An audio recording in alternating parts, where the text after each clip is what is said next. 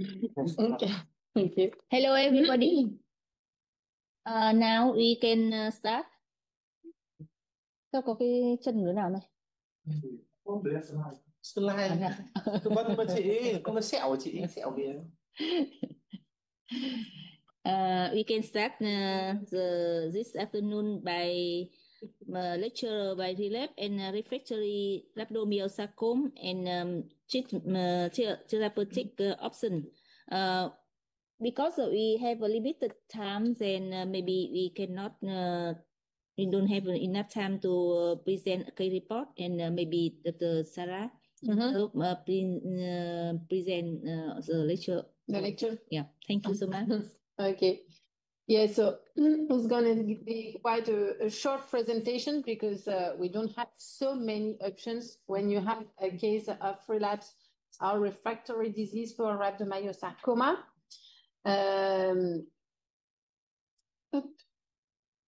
So you can see these survival curves, which are quite clear, and you can see that.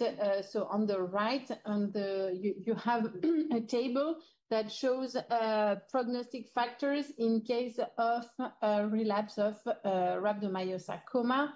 And you can see that these prognostic factors that have Recording been found in progress. Significant by multivariate analysis are histology, the primary site, the type of recurrence, and especially if it's local or metastatic, and if the recurrence occurs during therapy or off therapy. And so you can see that depending on the number of these prognostic factors, the curves are different. And so if you have 3 or 4 bad prognostic factors that are listed on in the table, your survival curve is really dismal and you have a very, very bad prognosis. Whereas if you have only one bad prognostic factors, your survival curve reaches around maybe 70% for overall survival. So this study was published in 2005. And after this study, another one was published that is a very interesting study published by Julia Chisholm in England.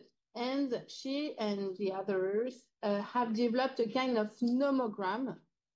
And it says more or less the same.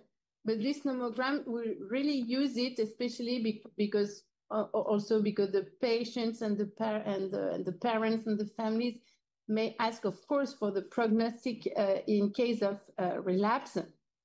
And you can see that the type of chemotherapy, meaning if they receive 3, 6 drugs or 2 drugs, the kind of the histology, the nodal status, the tumor size, type of recurrence.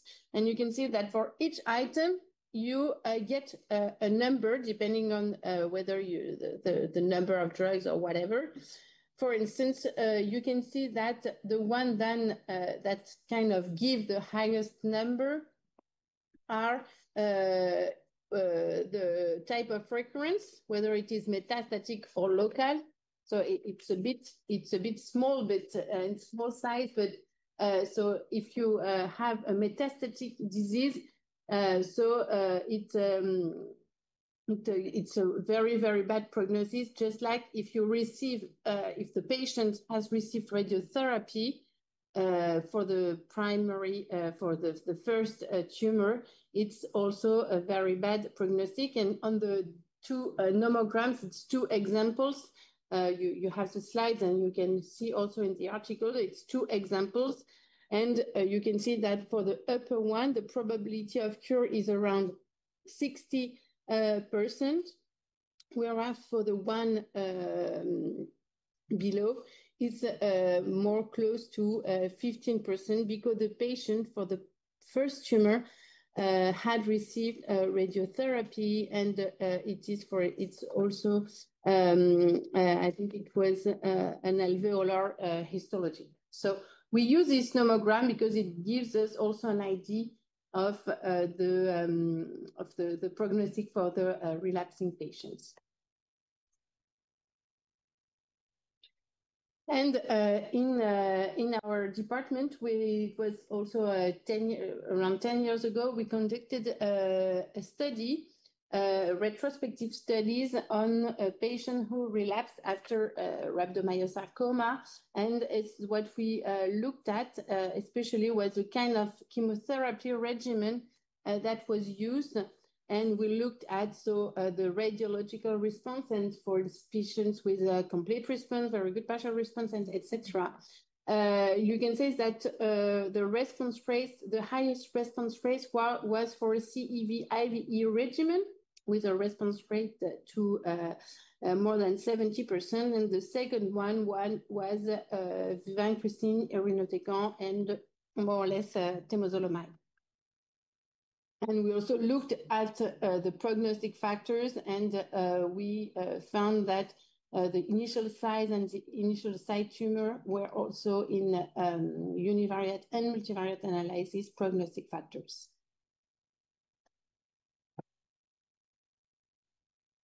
And what has been proposed for as randomized study, so there was one that randomized vincristine and irinotecan versus vincristine, irinotecan, and temozolomide.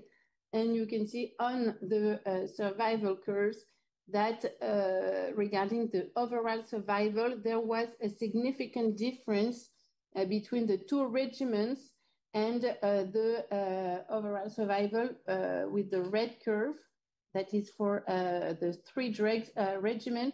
So it was better than with only 2 drugs and with a significant P, so with meaning that is significant difference.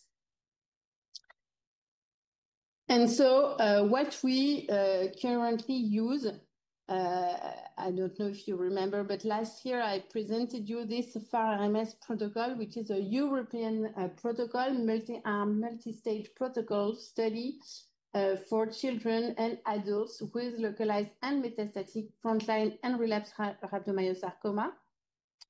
It's in the title, it's frontline and relapsed rhabdomyosarcoma. And it's open now in many, many European countries, and even in Australia and in Canada. And so one of the objectives of this study is to look at the efficacy of 2 different chemotherapy regimens in case of relapse. So you can see this is here. The other studies are on new agents or radiotherapy or maintenance therapy, especially the duration of maintenance therapy in case of high risk or very high risk disease. And in case of relapse, there is a randomization between VIT, so vincristine, irinotecan, temozolomide that we saw earlier, and vincristine, irinotecan. R is for regorafenib. Regorafenib, that is a multikinase inhibitor. So why regorafenib? Regorafenib is now used in several, especially sarcoma tumors, not in frontline, although there is also a study for Ewing sarcoma that studied the efficacy of regorafenib in case of metastatic disease at diagnosis. And we know that it's a drug that might be efficient and useful for sarcomas. And in rhabdomyosarcoma, there has been some studies, and especially this one, and this has shown several good response with the use of regorafenib. So the objective of this study is to compare the efficacy of vincristine, irinotecan, regorafenib versus vincristine, irinotecan, and temozolomide. So this is what we propose to the patient who relapse. So of course, those who don't want to be randomized, of course, they can refuse to be randomized, and we give them the vincristine, irinotecan, and temozolomide. That is currently the one that is the kind of control arm, and that has been proven to be efficient. And so we give them 12 cycles, so meaning it's for 1 year. And you can see that you have to perform a response assessment. So meaning imaging like CT scan, MRI, whatever. Of course, what is important is not really specified on this representation, but of course, you have to consider local therapy. This is also very, very important. Of course, the objective is first, you give chemotherapy. Usually it works. Let's say that it depends, of course, if you have a very extended relapse, like a metastatic relapse everywhere. So you know that we saw before the prognostic factors, and you know that it will be more difficult to cure your patient. But if you have a local relapse, for instance, and the patient didn't receive radiotherapy, it's very important to assess the response and to consider local therapy, meaning either surgery whenever possible and radiotherapy. And so you can do local therapy. You can see either after 3 cycles, 6 cycles, after 2, 4, 6, whatever. Whenever you think that it's the best, and then you give your treatment for 12 cycles, so more or less 1 year as a whole. So this is what is currently recommended. Just like I told you, one question that is interesting, and I don't know if you already had the case or the experience here, because, for instance, for orbit rhabdomyosarcoma, you know that these rhabdomyosarcomas have usually a good prognosis. It's usually group C, or if you have parameningeal extension, you can be at high risk, but usually it's a good risk disease, and we treat them locally with radiotherapy. And sometimes they relapse, although it's not so frequent because it has a good prognosis as a whole. But if you have a relapse, the question is also always very difficult, because usually we don't like to give again radiation and radiotherapy, and we often propose and suggest exenteration. That is, as you know, a very big surgery, and for the patient, it's not very, and the family, it's not very easy to accept. But there is always a discussion, and so the radiation oncologists are not here, but with Sylvie Helfrey, and we discuss it, because sometimes if it's not like 6 months after the end of treatment, but if it's later, you can also propose radiation therapy. And we think that in the future, it can be also an interesting question, because once again, exenteration is something that is pretty hard to accept. So this is for relapse. Of course, I'm not speaking about the further relapses, because if you have a 3rd, 4th relapse afterwards, usually it's like you give, I don't know, etoposide or whatever, but it becomes more or less palliative care. So, but after the first relapse, it doesn't mean that you won't be able to cure your patient if you have a local relapse, and if you can give radiation therapy. I don't know if you have questions, or if you have examples, or if you... Yeah, we have a patient is the second con này là 3 lần, 2 lần, the two relapse, but we give is a VIP, and then control location by surgery, and radiotherapy also. Yes. And then now the patient survive after 4 years. Yeah. Yes, I think we can rescue some patient and cure some patient who relapse. I think for other diseases, for instance, for osteosarcoma, it's much more difficult, but I think that for rhabdomyosarcoma, under certain conditions, we shouldn't think, oh, it's over. I think and just like you said. I think it's a rhabdomyosarcoma for some location like orbit or virtual vision. Yeah, I think area is very difficult for explain for the family to remove children. Yes. It's always a very difficult situation, but we also know that if you give too much radiation, the risk to develop in the future radiotherapy-induced sarcoma is also, so it's a discussion. Vậy là cái sarcom này nó tái phát thì vẫn có thể điều trị được. Nhưng cái vấn đề lớn nhất là phải cắt ở những cái vị trí mà nó rất là nhạy cảm như là mắt rồi tử cung rồi âm đạo. Những cái vị trí mà nó cắt xong thì nó kiểu rất là sensitive. Cái PND của bạn là dùng temozolomide lúc đầu 1,5 thì sau là nếu mà đáp ứng thì là lên chứng thử em bài đi. Next we you show the dose of PND regimen.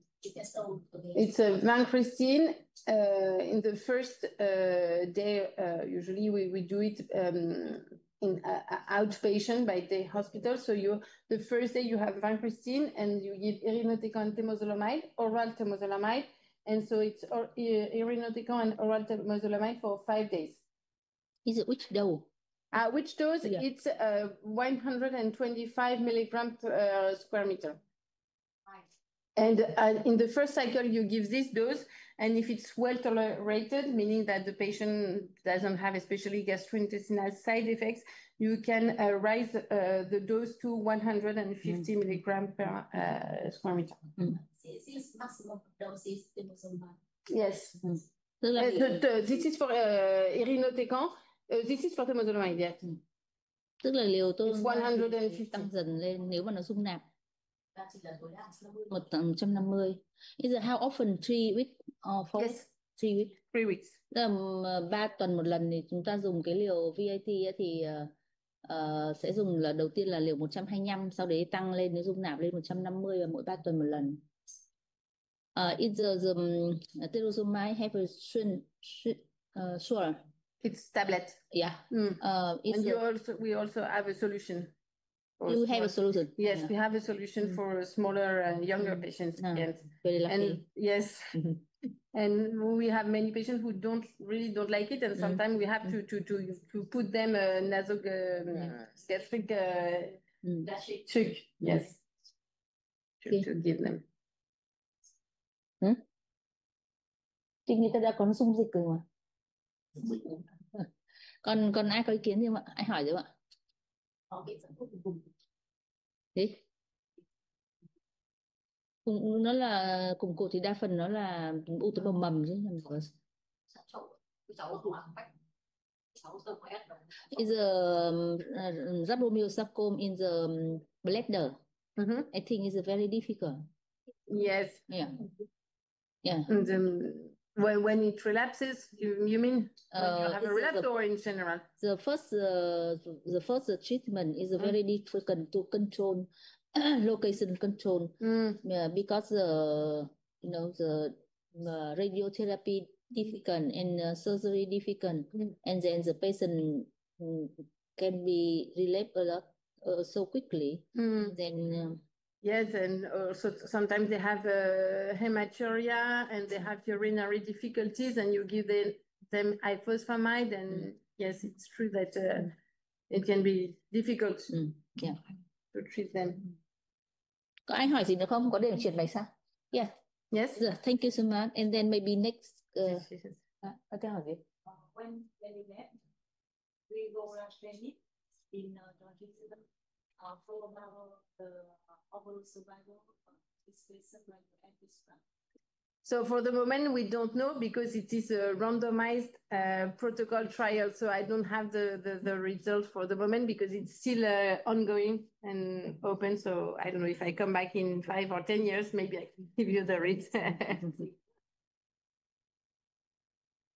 Yeah. Có ai hỏi nữa không? Thì chúng ta chuyển bài khác. Do you want the cases or do you want the next lecture? Next lecture.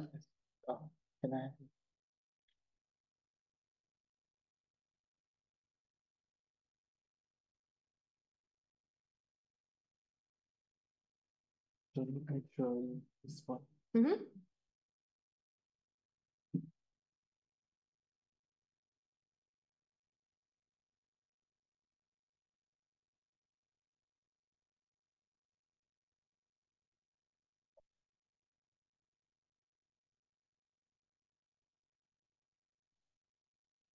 Nhưng mà chị Mai chị nghe đi. Di truyền.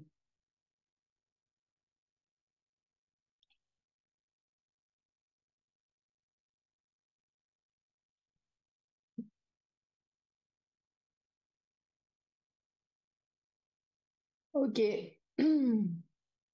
So for the last lecture of the day, we're going to speak a little bit about cancer genetic predisposition in children, because this is something we are pretty interested in also in the Institut Curie. So just to begin with and to as an introduction, you know that environmental factors play restricted role in childhood and adolescent cancer. It doesn't mean that it doesn't play any role, of course, but it's not like for adult cancer. For them, you know that if you smoke cigarettes, the probability to develop lung cancer is high, or a bladder cancer, or if you drink alcohol or whatever, you know that there are environmental factors, but of course, children have not been exposed that much to environmental factors, so we think that some of them might play a role, but not so much. And we know that there are some endemic also diseases. There are very few in France, but for instance, we have Burkitt lymphoma induced by Epstein-Barr virus, or other, for instance, UCNT, so that can be also induced by Epstein-Barr virus, but it's not so much. And some cancer might be triggered also by oncologic treatments. For instance, when you give radiotherapy, of course, you can have later secondary cancers. So, but we think that for some patients, there might be some genetic abnormalities that are involved and that may cause or at least play a role in the development of childhood cancers.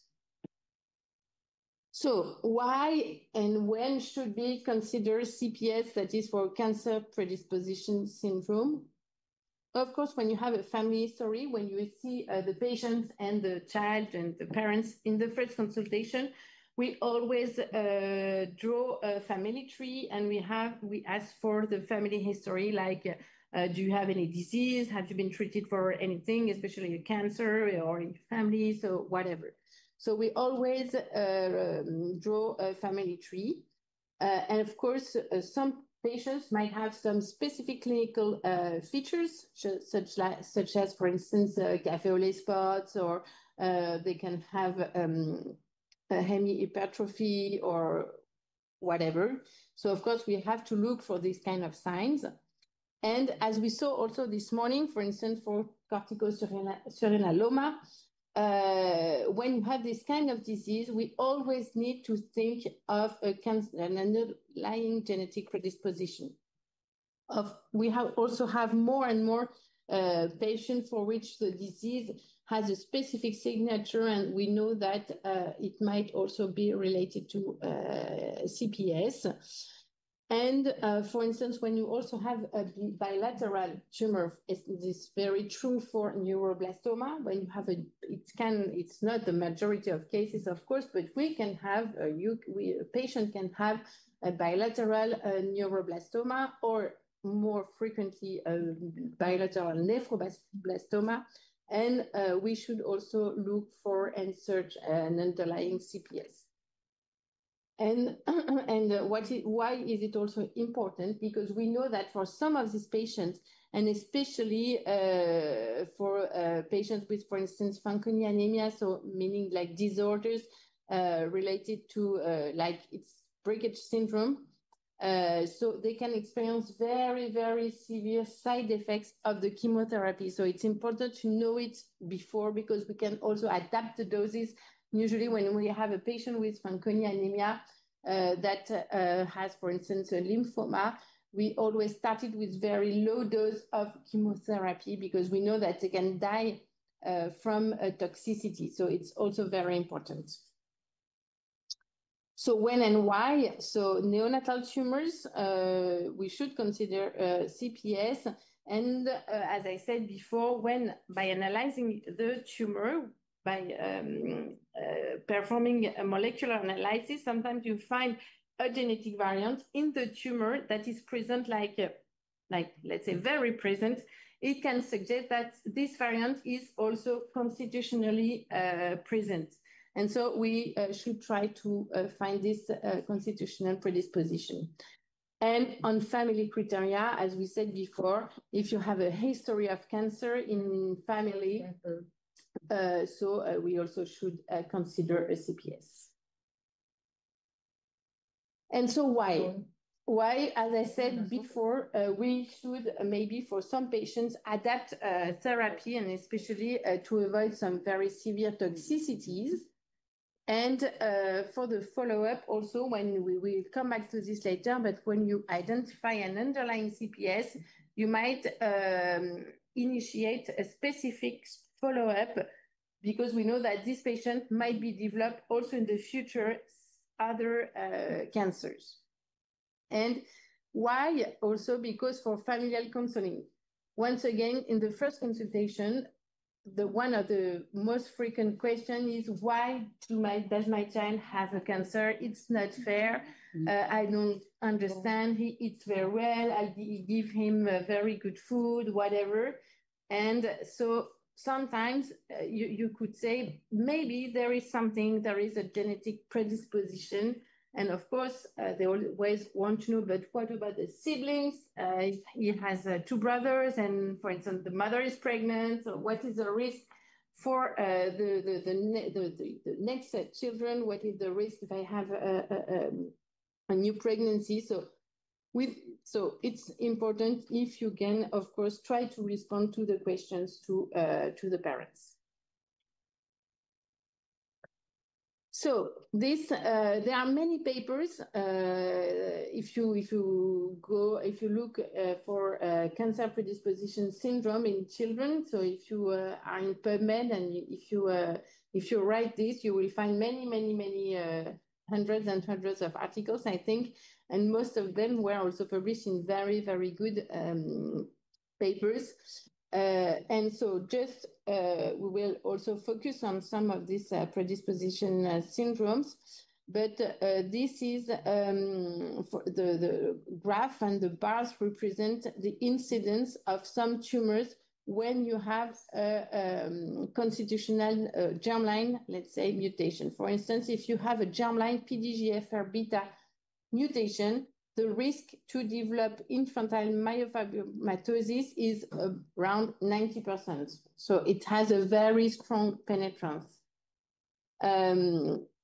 Just like if you have a DICER1, or if you have, for instance, Van Impe, Lindo, and Rett, or NF1, the risk to develop a pheochromocytoma or a paraganglioma is up to 70%. So I won't develop all the types of germline mutations, but just show you that for some of the tumors, there is a very strong penetrance. For instance, if you have TP53 mutation, the risk to develop a carcinoid, if you have a CPC, the risk to have a TP53 mutation is also very high.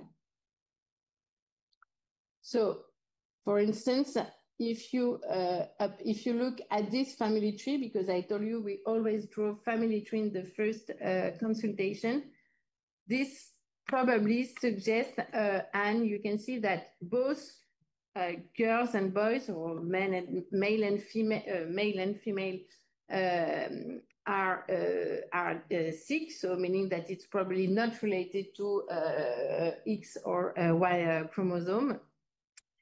And you can see some really on every generation, you have someone or an individual that is sick. So it suggests that is an autosomal dominant with a very strong penetrance of the disease.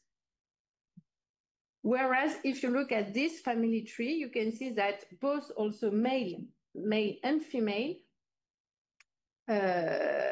are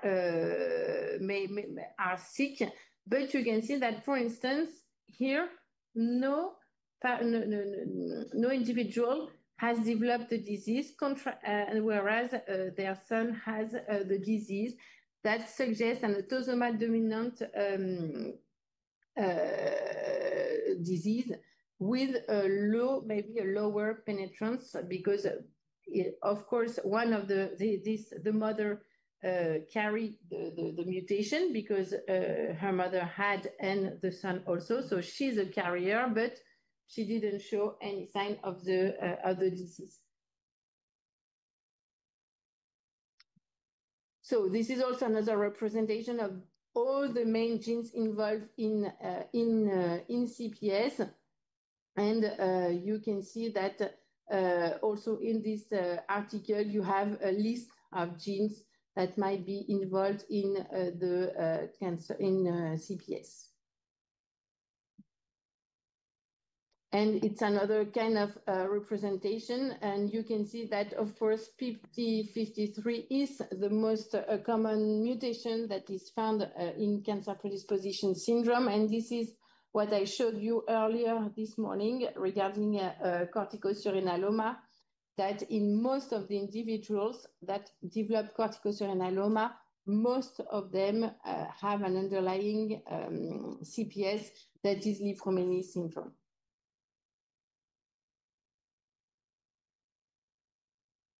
And what is also interesting is, so I insisted on the family history, so it's important, but you can see that only 40% of the 94% patients with a germline mutation had a family history of cancer. So meaning that it's not because you don't have any history of family cancer that you shouldn't search or look for a germline mutation, because of course you have de novo mutation. It's not always inherited. And you can see that 42% of the patients without germline mutation had a family history. So the other way around, it's also true. And you can see that I told you before about Fanconi anemia, for instance, and you can see that you have many mutations and germline mutations in DNA repaired genes. And so this is very important. Yes, it's also something that we can also understand, because if you have a DNA repair, of course, you will have abnormal cells, and so that will lead probably to the development of a tumor. So once again, this is very small, but if you want the article, I can also send it to you. But it's quite a good sum up of the kind of underlying predisposition syndrome that we have. So once again, the most common is the Li-Fraumeni syndrome, the mutation in TP53. But we also have NF1, so neurofibromatosis, overgrowth syndrome, gastrointestinal cancer syndromes, neuroendocrine. We spoke this morning a little bit about neuroendocrine syndromes, and we should always look for instance, multiple endocrine neoplasia or mutation in SDH1, and et cetera, et cetera. And so when you look at this family tree, what does it make you think of? What kind of syndrome? You have brain tumor at 35, breast cancer, sarcoma under the age of 40, brain tumor, sarcoma. What syndrome does it make you think of?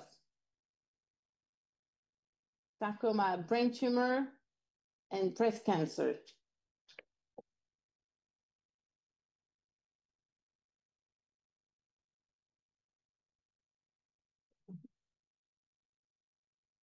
The most common one.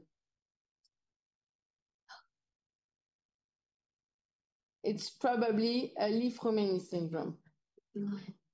Because Li-Fraumeni patients and family, so they are prone to develop sarcoma, to develop breast cancer. Many women will develop, most of the time, women will develop breast cancer, and brain tumor, for instance, carcinoma of the plexus choroid, or also medulloblastoma.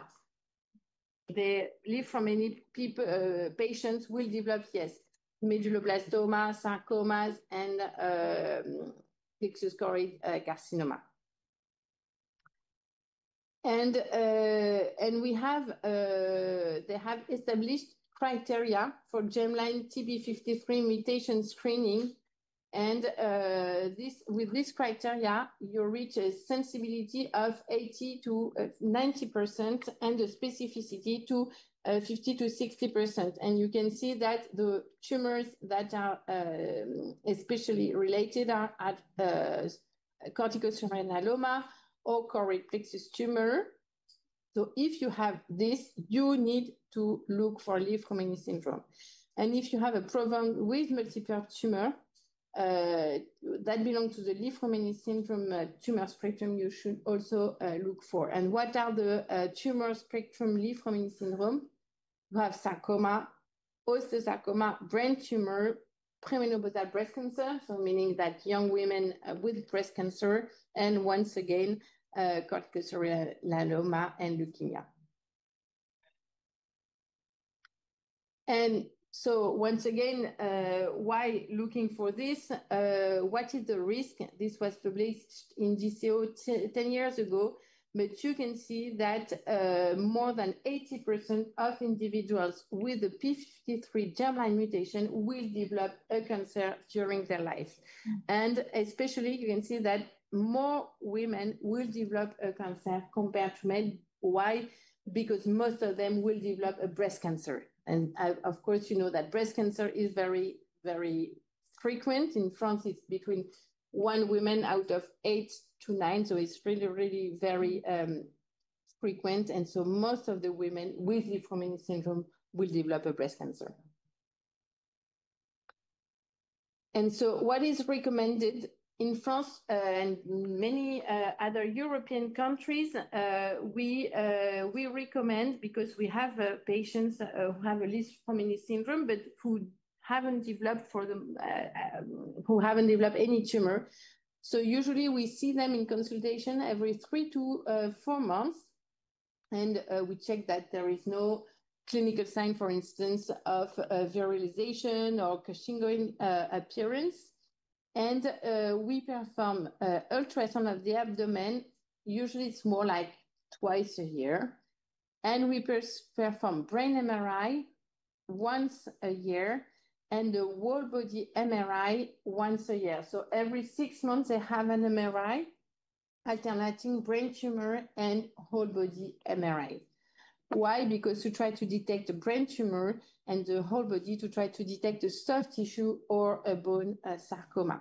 So it's not that easy for the family and the patient, because you see a girl or a boy who is carrier of TP53 mutation but hasn't developed any disease. But to try to detect a disease very precociously, we suggest to perform this exam. So it's also stressful because every 6 months the patient has to come to see you and perform an MRI, and so it's not easy, but we think it's also it's important. And why is it important? You can see there has been a study comparing patients with the surveillance or without the surveillance. And you can see that there is an important difference regarding overall survival. Patients who have not accepted, or I don't remember what exactly were the terms of the study, but patients who have not benefited from surveillance compared to patients who have benefited of surveillance, the survival curves are pretty different. So based on this study, we try to recommend this surveillance. Also, it's not easy for the patient and the families. And so for the last slides, I want just to show you some kind of new predisposition syndromes. And for instance, in neuroblastoma, I told you that when you have a bilateral neuroblastoma, you should look for instance for ALK. Maybe you know that ALK plays a very important role in neuroblastoma. And you can find a mutation or an amplification of ALK in about a bit less than 10% of neuroblastoma. It's very important, so it's not the subject of this presentation, but when you have a mutation in ALK, and when for instance, the patient does not respond to a conventional chemotherapy, they have now some ALK inhibitor, for instance, lorlatinib, and you have many different drugs that are so ALK inhibitor, and it really works for neuroblastoma. And soon, like maybe in some months, a protocol will also be open in some European countries that will also compare ALK inhibitor frontline to see if you improve the prognosis of the patient with neuroblastoma with ALK mutation. And among these patients with the ALK mutation in the tumor, you have around 5% of the patient who carry a constitutional or germline mutation. So pretty rare, but it exists. And it's also, once again, important, especially if the patient has some siblings. Maybe if they are also carrier, they should benefit from, for instance, from ultrasound like every 3 to 6 months. Maybe you know DICER1 also associated the predisposition syndrome. So they develop many kind of tumors that are most of them pretty rare tumors, like PPB is a pleuropneumoblastoma, pinealoblastoma. They also develop congenital nephroblastoma. They also develop thyroid cancers and embryonal rhabdomyosarcoma. So these patients and these children should also benefit from a surveillance. And if you have an embryonal and especially vagina or genitourinary rhabdomyosarcoma, we should look for a DICER1 underlying predisposition syndrome. And I know that here you don't follow, you don't treat patients with retinoblastoma, but in Curie, we see all the French patients come to Curie to be treated for retinoblastoma. So it's a disease that is very important for us. And I think it's probably one of the first one that has been described as a predisposition syndrome. What happens when you have a retinoblastoma? You can see that there is a constitutional mutation on one allele and the other one in the tumor. There will be a second hit, a second mutation, and it would lead to the development of the tumor. Whereas when it is non-hereditary, your cells don't carry a mutation, but then a mutation will appear in the tumor. And so usually, when you have a patient and they say, my parent was treated for retinoblastoma, or sometimes they don't know, but they say, well, yes, my father had an indication when he was a child. If you have a child with a retinoblastoma, you know that it is a familial retinoblastoma and that they carry a mutation on the RB1 gene. And most of the bilateral retinoblastoma will be, almost all of them, let's say, will be related also to germline mutation of RB1. Because if you have a bilateral, it means that you already carry one mutation in your cells. And when you have a unilateral sporadic retinoblastoma, usually we'd say that around 10% will carry a germline mutation. Usually when you have a child that is maybe 4 or 5 years with a unilateral retinoblastoma, the risk to have germline mutation is pretty low. And of course, be careful because there is a high risk of second cancer, so they should also benefit from surveillance. And especially we have many patients because now we try not to irradiate patients with a retinoblastoma, but I don't know, like 20 or 30 years ago, many patients received irradiation. And these patients that carry a retinoblastoma RB1 mutation, now we see them in consultation, or adult oncologists see them in consultation because they develop radiation-induced sarcoma. So really, this is why this is very important not to give radiation in retinoblastoma patient. Of course, if we cannot avoid it, we give, but we're really trying hard not to give them radiation. And usually we propose screening and a fundus and general anesthesia. So this is just for retinoblastoma. And you can see that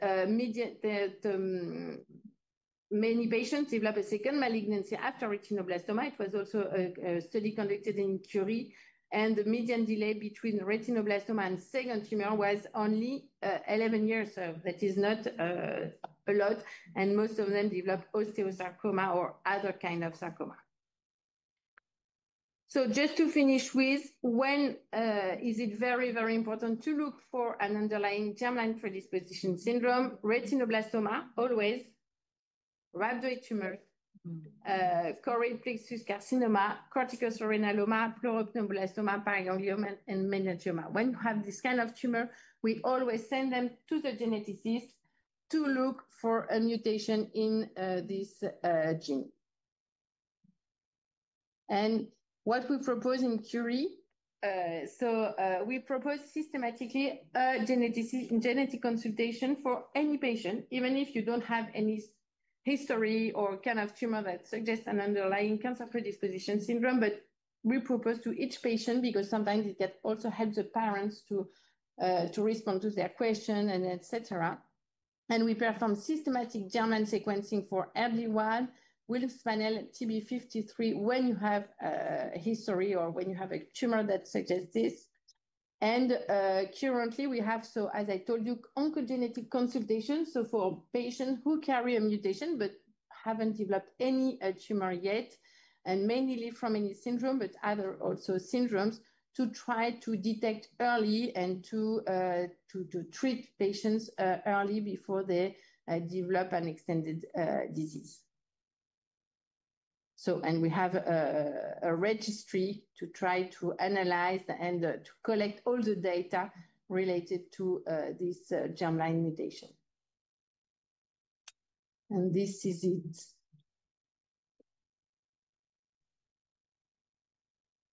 I don't know if you have question, or I don't know if you perform sometimes some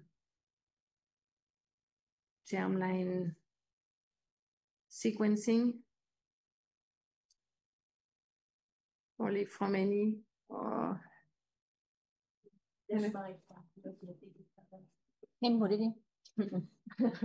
genetic.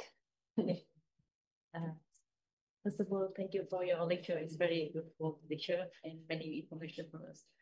In our hospital, in our lab, we do the genetic counseling and using molecular genetic and cytogenetic to detect some mutations or variants in for the solid tumor or in the acute leukemia.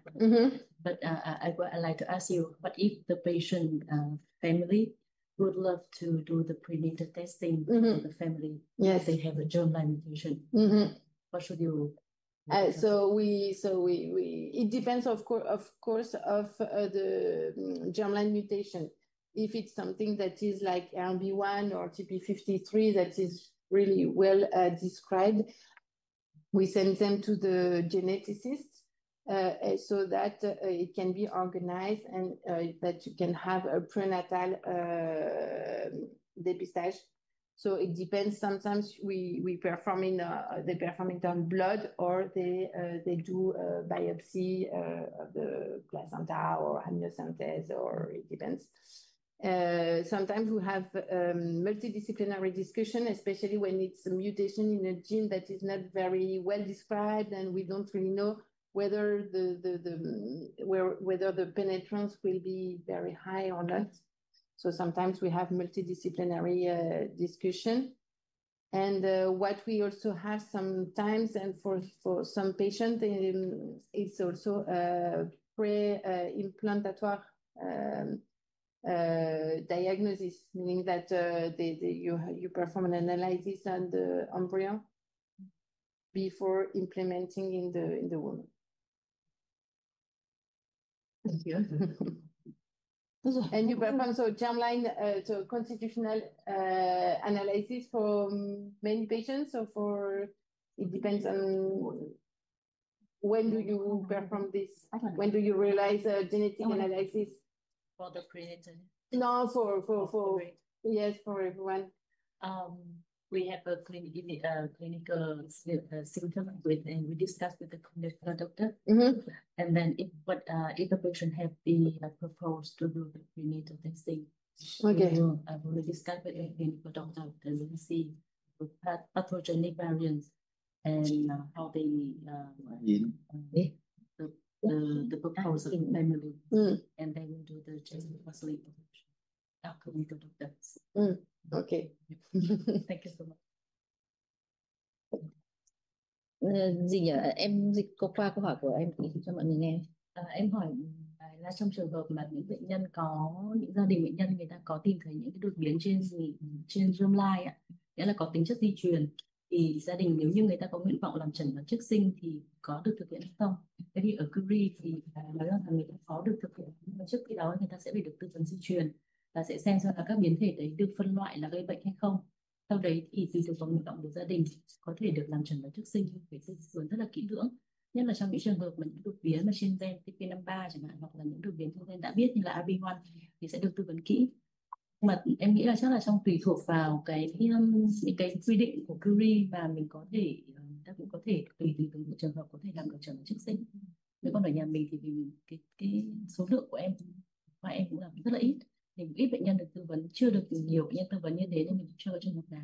Tại vì thực ra là mình cũng đang nó đắt ấy, bệnh nhân phải trả tiền ấy. The patient have to pay money to check the gene. Here. Yeah. Then I think is a patient have a cancer, but then they have to pay more money, and then sometimes prefer to pay for the chemo or for the PET scanner.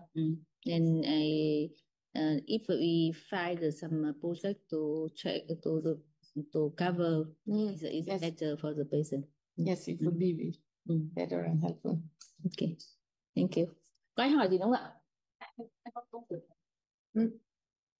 Because patient with diagnosis of pulmonary hepatoplasma and hepatoplasma, especially in the hepatom and hepatoplasma. Yes, and so that patient is combined with germline mutation in the XL1Z. Yes, so you can look for, it's a hepatoblastoma. Hepatoblastoma and a pleuropneumoblastoma. Yes, you can look for, pleuropneumoblastoma is really related to DICER1. Maybe for hepatoblastoma, you can also look for WT1, like for Widman-Beckwith also syndrome. WT1. Yes, WT1 and DICER1 probably. Would be interesting to test, yes. Ít ấy, không đáng là 12. WT1 đó. Cái đấy mình làm rồi mà. Cái đây thì không, còn WT1 thì có. Chết rồi. Thì nó WT1 nó làm được, mà direct one không. Have a pleuropneumoblastoma, just a pleuroblastoma and a pleuropneumoblastoma and a hepatoblastoma. I think yes, it would be interesting for the patient and maybe for the family, the siblings. Yes. Okay, thank you so much. Very interesting presentation. Now we continue to the second section is TBM. And today we have 8 cases, and then I would like to invite some doctor to present. Em xem bắt đầu thứ tự như nào, em nói mọi người đi. Nhưng mà em nói cho thứ tự để các bạn biết đường. Thứ tự để cho các bạn biết. Thứ tự báo cáo là những cái gì để cho các bạn biết. Em ngồi để thứ tự ở trong máy không, để thứ tự trong máy kia được. Nay chúng ta có 8 ca hội chẩn với các bác ấy. Em ngồi đi. Có 8 ca. Có 8 ca hội chẩn với các bác chuyên gia, thì có giới thiệu các bạn là có bác sĩ Lâm ở khoa chẩn đoán hình ảnh sẽ hỗ trợ về mặt chẩn đoán hình ảnh, và bác sĩ Sarah Winter sẽ hội chẩn cùng với chúng ta. Còn hai chuyên gia thì đang ở phòng mổ rồi ạ. Bác My Sông thì đang ở bệnh viện ca. Ca đầu tiên là bệnh nhân Ca đầu tiên là của em Cường. Ca thứ hai là bác Phương là của bác sĩ Thủy, Đốc Bảo Hân là bác sĩ Thủy. Ca thứ ba là ca Nguyễn Gia Bảo của bác sĩ Mơ. Ca thứ bốn là ca Đỗ Tiến của bác sĩ Mơ. Ca thứ năm là bệnh nhân Huyền Anh của bác sĩ Mơ. Ca thứ sáu là Đỗ Anh Tuấn của bác sĩ Mai. Ca thứ bảy là Nguyễn Đức Anh của bác sĩ Nga, và ca thứ 8 là của bác sĩ Ái. Thế thì ca đầu tiên mời bác sĩ Cường ạ, báo cáo một cái bệnh cũng khá là thú vị đấy ạ. This is a difficult case. Difficult. Yes, very difficult. Ca nó là một cái histiocytoma mà ác tính, nhưng mà u ở gan. Khó lắm. Khó thế. Tự bệnh khó mà, còn hội trần cả xanh rút rồi. Nên vào mã vào đó đi. Đây chị cười. Đây chị cười để tìm. Bố em đấy, chưa xem gì đâu. Đây. Chờ tí. Để chị gửi cái danh sách.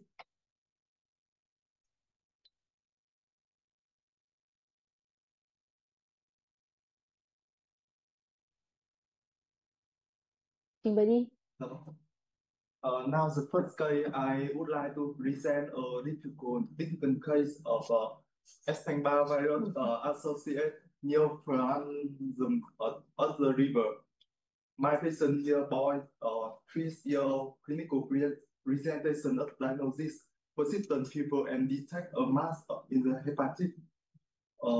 About medical history, on March last year, the patient was admitted to another hospital due to fever. Nó là đứa này, những thế liên quan một số đấy. An open biopsy was performed. After that, the specimen was sent to our hospital. He was underwent some thế liên quan. testing. AFP and beta HCG is normal. Abdominal CT infiltrative present retroperitoneal located in the hepatic hilum near the pancreatic test, measuring about 4 and 3 centimeters. The liver parenchyma contains multi-resin, about 1 centimeter in size, with irregular margin invading the hepatic hilum. Chastity diagnosis normal. Histopathology of left liver tumor, imaging suggestive a sarcoma of vascular organic consistent with Kaposi sarcoma. About immunological status assessment, CD3, 4, and SM19 and 56 in normal. ECA, ECM, ECE, and ECC in normal. SIV in negative and genetic in negative. EBV, PCR, and CMV in negative. We follow up the patient without chemotherapy. On the August last year, on the abdominal CT scan, the tumor in the left liver increased in size. We decided perform second biopsy. The tumor left liver histopathology consistent with Kaposi sarcoma with 60% residual tumor tissue. We continue follow up the patient. Thế vinh quang quang vinh. Cái này là đầu tiên mình phát hiện ra được. On abdominal CT, the tumor about 4 and 4 centimeters. The needle biopsy, the needle biopsy, histopathology is myoinflammation fibrosis grade 1. No vascular origin tumor cell. Pathology consultation with the census. The liver parenchyma involved by a proliferation of spindle and oval cell, mixed with histiocyte. All the vascular markers performed a census were negative. A significant number of large cells exhibit strong positive for EBV. The result tells us EBV associates neoplasm with a prominent histiocyte component. All the vascular markers were negative. Their recommendation is consider re-biopsy may do addition testing and further classification of the reason. The summary: the boys 3-year-old hospitalized to fever without pain were found to mass in the left liver, abdominosity or retroperitoneal tumor. Reduct inside the liver parenchyma contain multi-resin. The red liver shows during growth follow-up. Chastity in normal, AFP and BT hastity in normal, EBV PCR in normal. Pathology concentration with census all the vascular markers were negative. A significant number of the large cells exhibit strong positive for EBV. Diagnosis of EBV associated neoplasm as a liver with a prominent histiocyte component. Currently, the patient is under clinical and imaging follow-up. I have some questions. Question 1. Does the patient presentation consistent with the diagnosis? Question 2. Was the fever testing should be purpose for the definitive diagnosis? Question 3. Is such an EBV associated hepatic neoplasm without symptomatic symptom or immunodeficiency? Which treatment regimen should be started or should the patient be followed up? Should we perform a re-biopsy immediately? Thank you. Okay. And just a question, do you have EBV in the blood or no? No, no blood. No, We never. Never. Never EBV in the blood. Yeah. we was perform two SAM and also the negative. And the child doesn't have any more symptoms like fever or nothing now? Because at Now is a no. a Yes. diagnosis Mm. was fever, but now he doesn't have any general symptoms. Yep. Nothing. The patient need go to the school. Okay. And so when you look at the different images, so how is the tumor now compared to the Lúc đầu lúc sau. diagnosis? The two the time to perform CT scan in this patient, this is the first time. You see the first is infiltrate to the hilum of the liver. You see the lesion indicate to the vessel is the portal vein here, and if it's to the right renal artery, and you can see the both sides of the liver, parenchyma of the liver, multi hypodensity is small hypodensity. So both sides, the parenchyma of the liver, see, and the dilatation of the bile duct. See the one? Okay. We can and I can see that some small lesion on the right, the kidney, hypodensity. Okay, left side is normal. Low lesion is a plain, and the both lung no metastasis. Okay, this is second time to perform CT scan. Almost the lesion in the parenchyma disappear. Okay, and we can see the last mark on the left side with necrotized in the center of the tumor. Okay, the node in the right kidney disappear. Situation not treatment. Not treatment. Yeah, okay. And the tumor in the hilum of the liver disappear. Okay, and the dilation of the bile duct will improve. Okay. Well, so I think it's going in the right way. It's good without doing anything.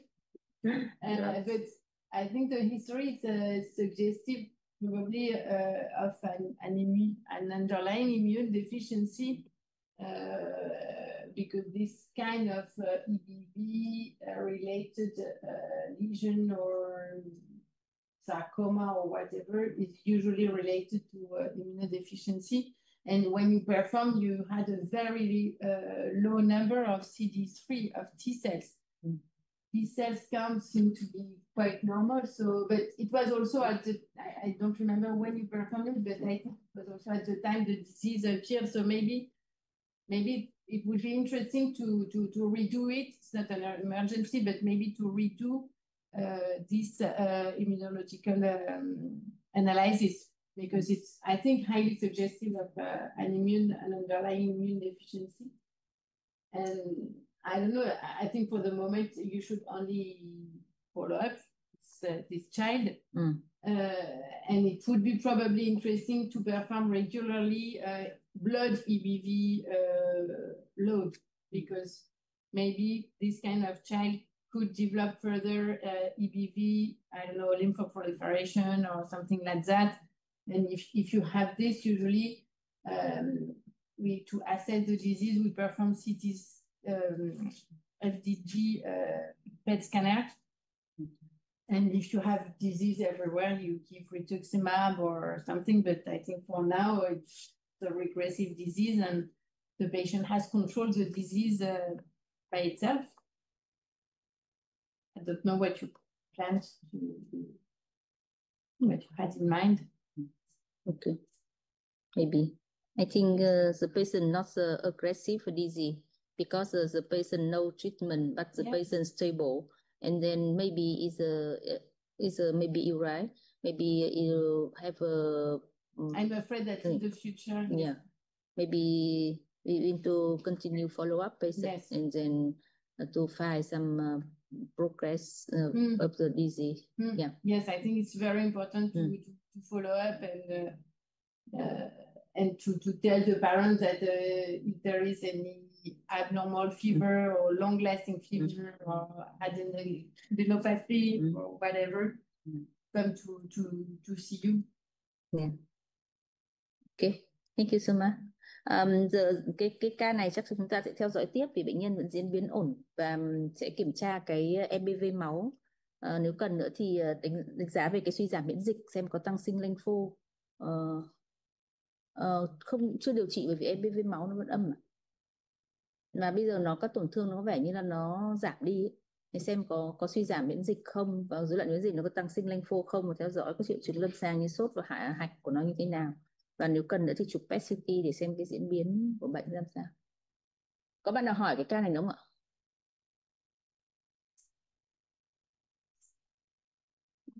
Nhưng đây nó không phải là Kaposi em ạ. Kaposi is usually HLA-8 more than EBV, but cái Kaposi nó hay gặp ở HIV trên nền suy giảm miễn dịch. Cái này mình chưa khám suy giảm miễn dịch bao giờ rồi. Rồi âm tính. Âm tính. Yeah. Ok. Gửi em ca này hay thế. Okay. Tiếp đi. Tiếp ca khác. Rồi. Tiếp theo thì mời bác sĩ Thủy trình bày bệnh nhân tiếp ạ. Now I'm presenting okay report. The patient is female, sexual or of diagnosis. She had abdominal pain and discover a retroperitoneal tumor and ultrasound. It was very normal. On clinical examination diagnosis, severe illness, no abdominal pain, no waist note, Lumicin, her blood pressure will high.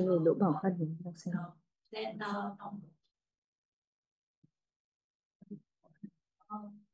diagnosis the abdominal CT has abdominal cyst mass on the side between 25 and 23 and 8 millimeter.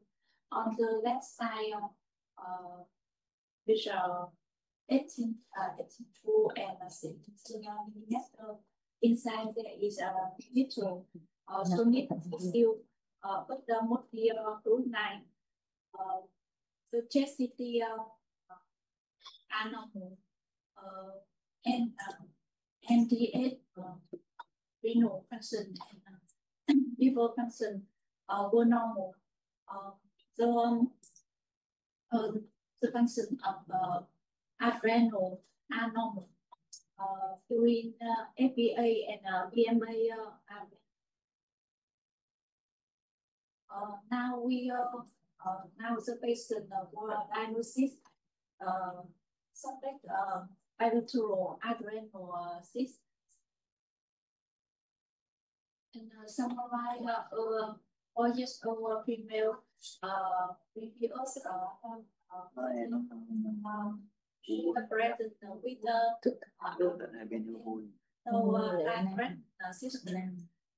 chưa biết là bệnh nhân cấp hết cả hai luôn. Giúp kinh gì chưa không phải gì chưa không gì chưa lại bộ bệnh mới được cả mấy tin about 18 millimeters. Sometimes plus bilateral adrenal cyst. We have a question now. This patient has bilateral adrenal cyst. So we surgically remove both cyst immediately, or surgically remove on site and wait for histopathology on the side to size on before treatment. Because we are scared about adrenal in sufficient here if the patient has both adrenal remove immediately.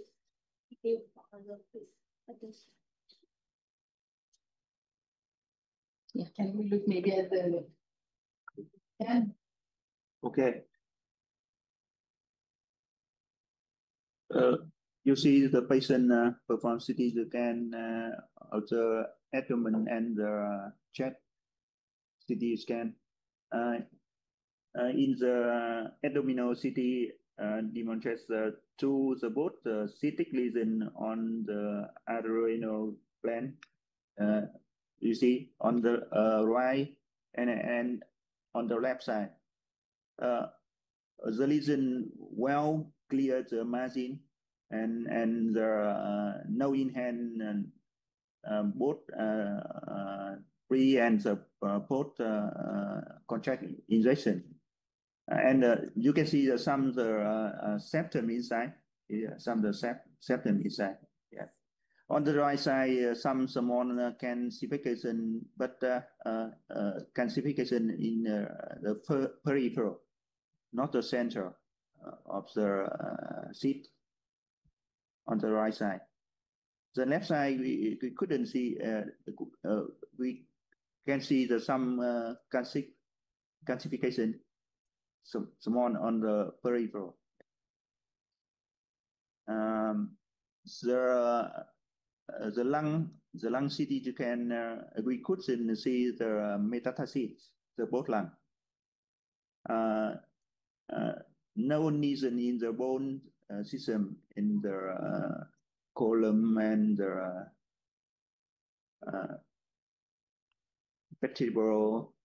We couldn't see any metastasis to the bone. In this patient, we think about the cystic lesion in the both artery gland. Okay, cystic lesion. Cystic lesion? Yes. In the lung, what do you think? some collapse of the left lung. Yes. Yeah, I think the collapse, not the metastasis. No lesion. Yes. Okay, and can you see where the both adrenal gland, left and you can The coronal. Yeah, I see. Okay.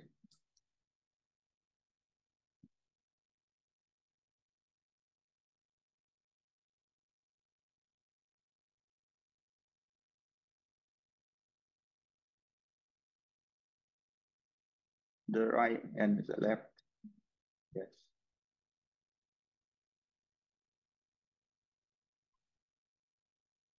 I think it's okay that it's difficult to discuss without a surgeon. I think maybe yeah, because the cyst maybe we remove the tumor, but in the I don't know the we resistant the both or in the one side. I think I would start only with one side because you're right to be afraid of adrenal insufficiency. And I think that once again, I think it's something that should be discussed with surgeon because I'm really not a surgeon, but to check whether maybe on the right, the surgeon could remove only the cyst, but keeping the adrenal gland. But and I guess it's not worse to try a biopsy because if it's liquid, I guess it looks like cyst liquid, right? So we can confirm with Dr. Naila and Pascal, but I think yes, I wouldn't probably maybe take off both cysts, maybe only one, but. So have to check with the surgeon. Which diagnosis the patient have to this case? Which diagnosis we suspected in the and patient? you should also have the results of the urinary catecholamine, I think, before any operation or any surgery. You should definitely wait for the HbA, VMR results. Okay. But, về mổ thôi. Cái ca này thì nó cũng không thường gặp lắm, chắc là cái này thảo luận với cả bác sĩ ngoại xem là chúng ta sẽ nên mổ bên nào. Chắc là mổ một bên thì khả năng cao là sẽ mổ bên phải, cái bên nhỏ vì nó còn tuyến thượng thận. Sau đó thì mình biết giải phẫu bệnh thì mình tính tiếp ạ. And no sign of infection or something? No. Nothing. Được. Không, nang không được chọc. Không, Trang nó chọc nó xì dịch nang ra. Thì không bao giờ chọc. Xì dịch ra. Không bao giờ chọc vào nang, không bao giờ chọc. Chảy. Nó sẽ dò dỉ dịch ra ngoài. Bây giờ mổ nhưng mà mổ chắc là mổ bên phải để lại cái tuyến thượng thận, xong rồi mình tiêm tiếp. Yeah, we need to ask Dr. Pascal. Yes, Dr. Pascal, I think it will be interesting in Dr. Naila to see.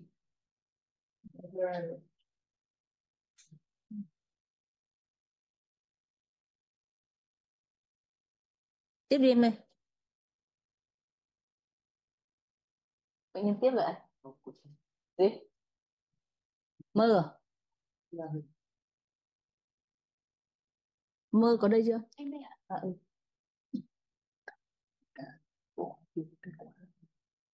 Thì thế mới hỏi tiếp cận. Clear là chứ. Clear thì cần hỏi làm gì? Ông hơi hỏi cái clear. Is a abdomen splenic mass.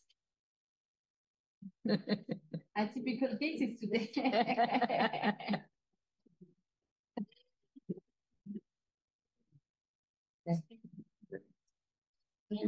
Đây. Mơ. Khu vùng lách ra bàn. Ra bàn. Đây chị đọc. 20250. Em hôm nay học thêm với thư rồi. Em last thing Sunday, and he present to the Shore Hospital. In the abdominal ultrasound, detect a splenic mass, and in the CT scan has a splenic mass, suspected lymphoma, and so the patient were referred to National Children's Hospital. In the imaging in abdominal, it has about 140 millimeter in the road to face during about 50 by 5 millimeter. The reason shows peripheral sensitive on T2 weighted image and my central hyperactivity. After contact injection, the lesion show less intensity. Then it's more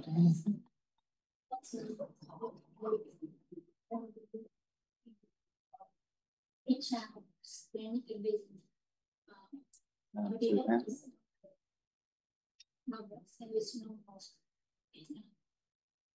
See the reaction is slide with so this is the splenic mass.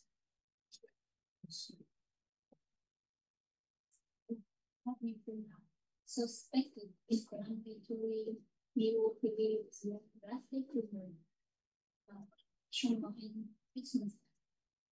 Oh, 7 years old boy. His father became cancer in 2021. This patient presents with fever and abdominal just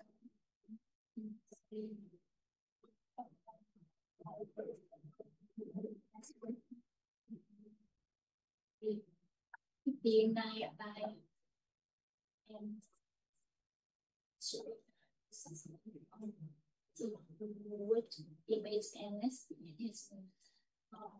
splenic tissue suspect inflammatory myoplastic tumor and have some questions in this patient. What we can be suggested on as a mix of in space and also the diagnosis be applied in this patient. Thank you.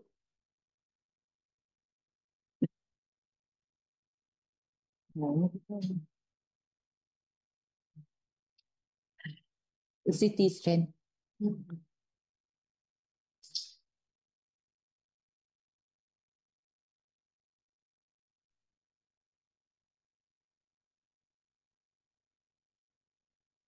This patient will perform MRI and CT scan.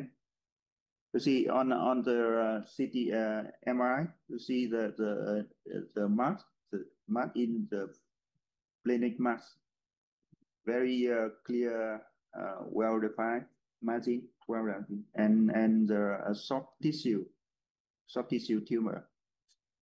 Hyper intensity on the T2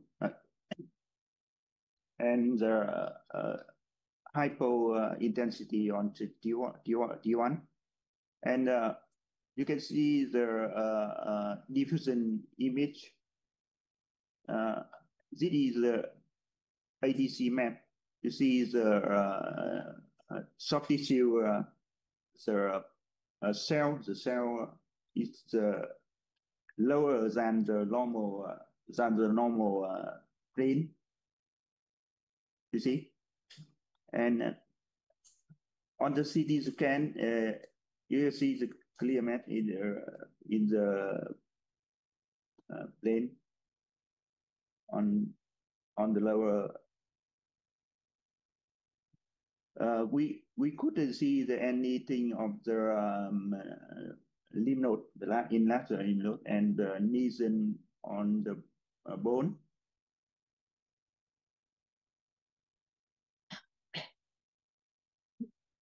My feeling is that is the tumor. I think the benign the tumor, more the benign tumor because the cell. Yes. Yeah. So, and does the child still have a fever and inflammatory syndrome or not? Bệnh nhân có triệu chứng gì sốt viêm không em? Bao nhiêu? And see the reaction slide increase 44 and now it's normal. No fever, no, it's over. So at the beginning, Yes. the patient admit is have a fever and procalcitonin CI and 44 and now the patient no fever. No fever. And no lymphadenopathy, nothing. Có hạch không em? No. No lymphadenopathy. And what do you think? What kind of lesion could it be? I think it's maybe my feeling is benign. Yeah. What kind benign? Yes. It is the pathology can answer this question. Because the patient should go to the resection or keep follow up. I think yes, especially he is better because it's always the same problem with the spleen that you cannot really biopsy the spleen, and if the radiologist agrees that it looks like a benign lesion, I think I would follow up. And what was your idea? What your idea? Nếu mà nghĩ đến lành tính thì chắc là follow up bệnh nhân chứ còn cũng chưa làm gì. And mọi người có ý kiến gì không ạ? How often do you check ultrasound or we need to check CT scan or MRI or something like that? I think I would start with ultrasound, but I don't know what you think.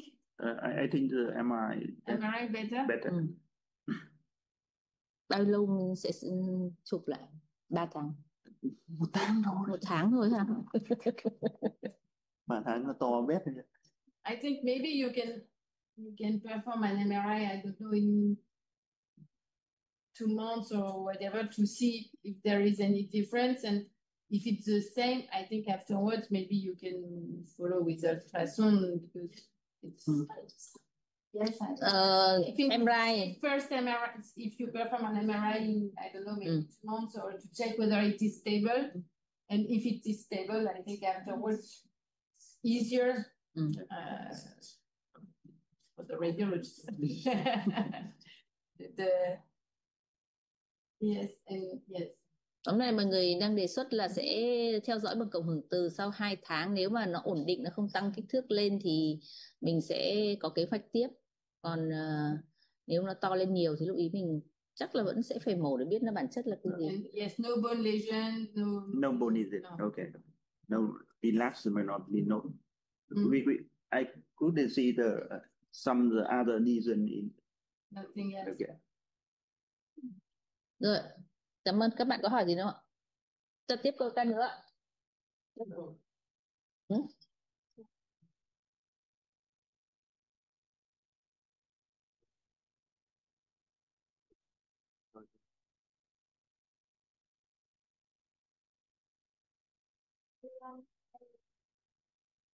Đập nó to lên xí.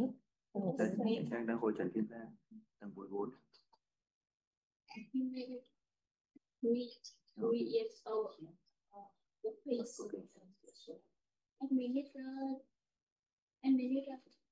Việt Nam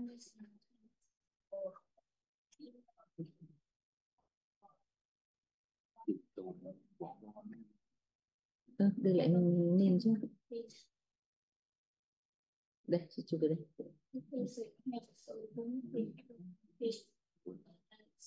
Evaluate provided clinic with diagnosis suspected intent obstructions, and so you were transferred to emergency department. Operated tumor and see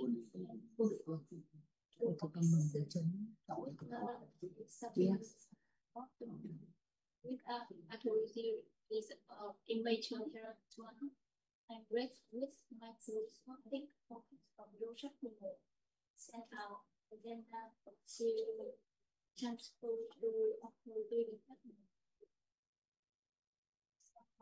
To test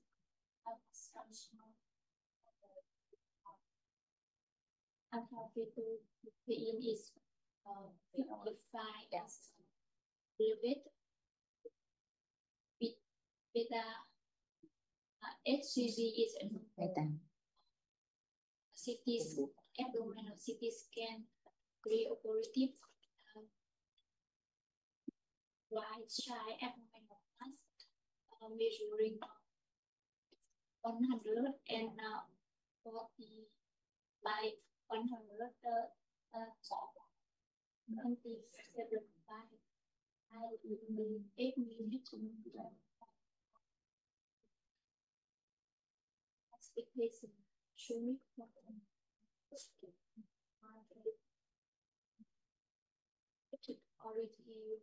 origin from ovary. Left ovary is no abnormal. Intraperitoneal foot maximum per millimeter. So basically, perform in the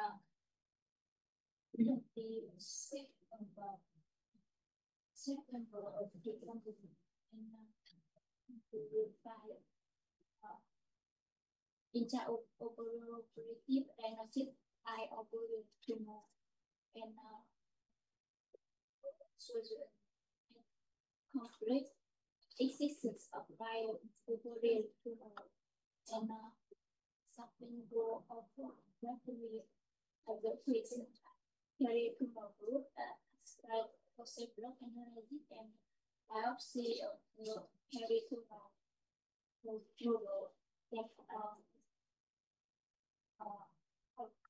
with the report diagnostic rapid ovarian tumor with immature tumor high weight with a high pulse of social tumor peritoneal tumors is histology consistent with reliable complete of immature tumor. Peritoneal cell block is normal.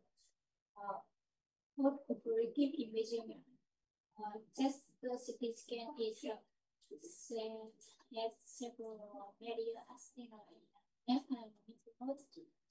service about 11 millimeter abdominal scan is intercalated group 6 millimeter and that protein is normal. Summary and pictures. 3 years old female emitted with Các em mới chỉ chụp một cái bụng này, như cái ngực sau đó. Không một cái lòng, một cái tiếng. This basic care emergency service. With pathology is immature teratoma hybrid with peritoneal nodules is viral agents conflict with immature alpha-fetoprotein elevates pre-operation and normalized post-operation. History we will set and we have potential with especially written reason to be chosen for this patient. Thank you.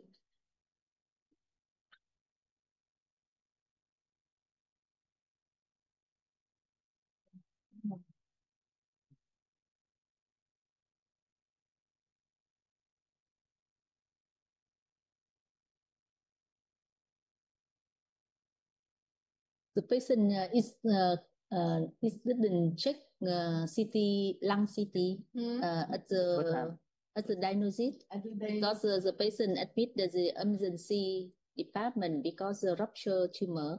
And then anti-photoprotein is mild elevated 55. 55 was pre-op. Now it's normal. Now it's normal, but pre-op it was 55, right? Yes. Just a little bit. Yeah. And then it's very difficult to us to decide give a chemo. And so in the lung, what do you think? Yeah. Look at the images and the CT scan of the lung after treatment. I couldn't see anything of the metastasis to the bone. No metastasis. Okay. Some the collapse. this one. Collapse of Yes. yeah, collapse of the lung or base in the base of left lung. But for you, there is no sign of metastasis. Yes.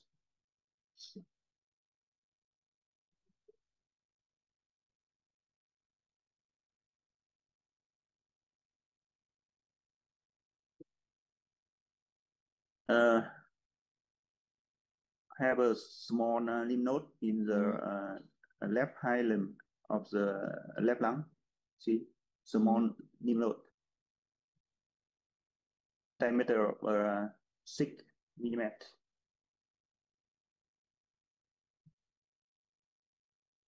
And Lymph node. yes, but for you, they are like normal lymph node, or do they look suspect? Or I don't think the abnormal lymph nodes.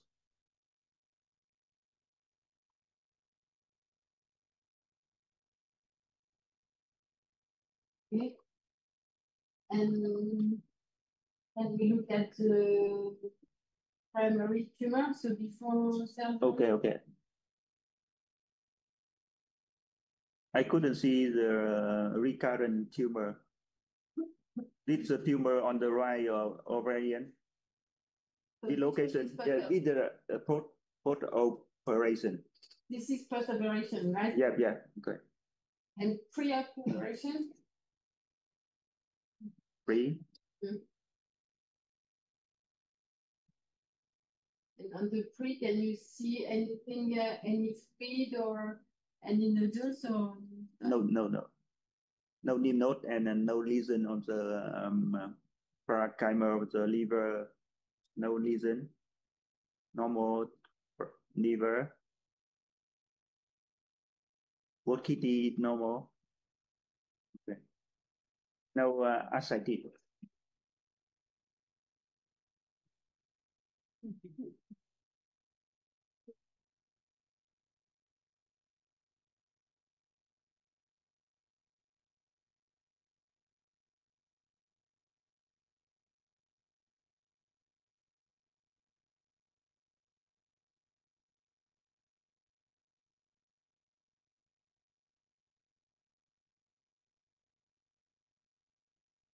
So what is your feeling? Are you in favor of chemo or chemo? I favor chemo. In favor of chemo? No. Because the rupture. The rupture? The surgeon, I asked the surgeon talk about some rupture, small rupture, not a big rupture, but small rupture when they open. Yes, but it's immature teratoma. It's not, the AFP was not very high. So I think both can be discussed, and I think in this situation we would ask also Daniel Orbach, because he's the one who is specialist in germ cell tumor, because it's not a very easy, I think, situation. Either you follow up very closely, and in case you see an increase of AFP, you give chemo. Either you give chemo now, and I guess you give 3 courses. What was Meredith? Yeah, maybe 3 courses VIP. VIP. Oh, yes. A VIP or VP? VP. She's, how old is she? 3 years old. 3 years old. 3 years.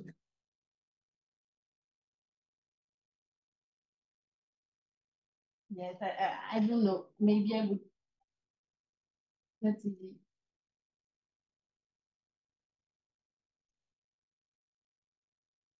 I think it's not a mistake to give chemo, but I think if you can also follow very closely, you can always give chemo when you see that the AFP is rising up a little bit. Này phúc mạc là có gì nhỉ? Cái này phúc mạc là có gì nhỉ? Đấy. Dịch của bụng có gì không? Đấy. Dịch. The surgeon describe not in the have a very journal have some note. Yes, but it was glial. But it was glial tissue on the peritoneum, right? I think histology it was glial. Yeah, yep. But I don't know they can take because have some lesson is a peritoneum, and then I'm so afraid.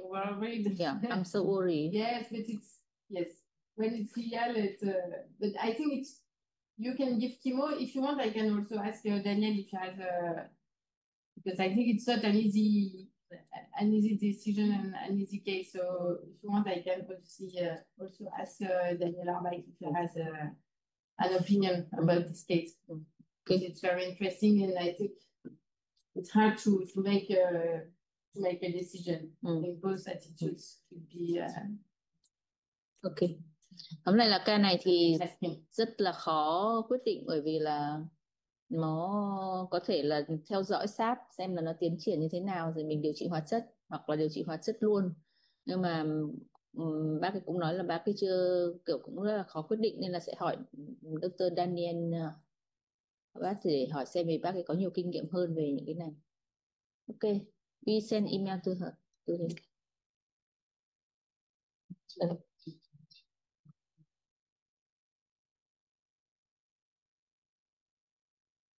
Mai lù anh Tuấn đúng không? Lù anh Tuấn đấy. Lù anh Tuấn.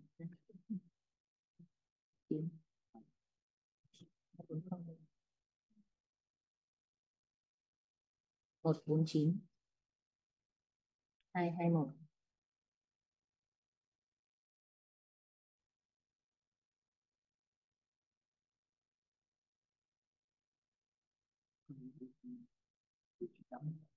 So good afternoon.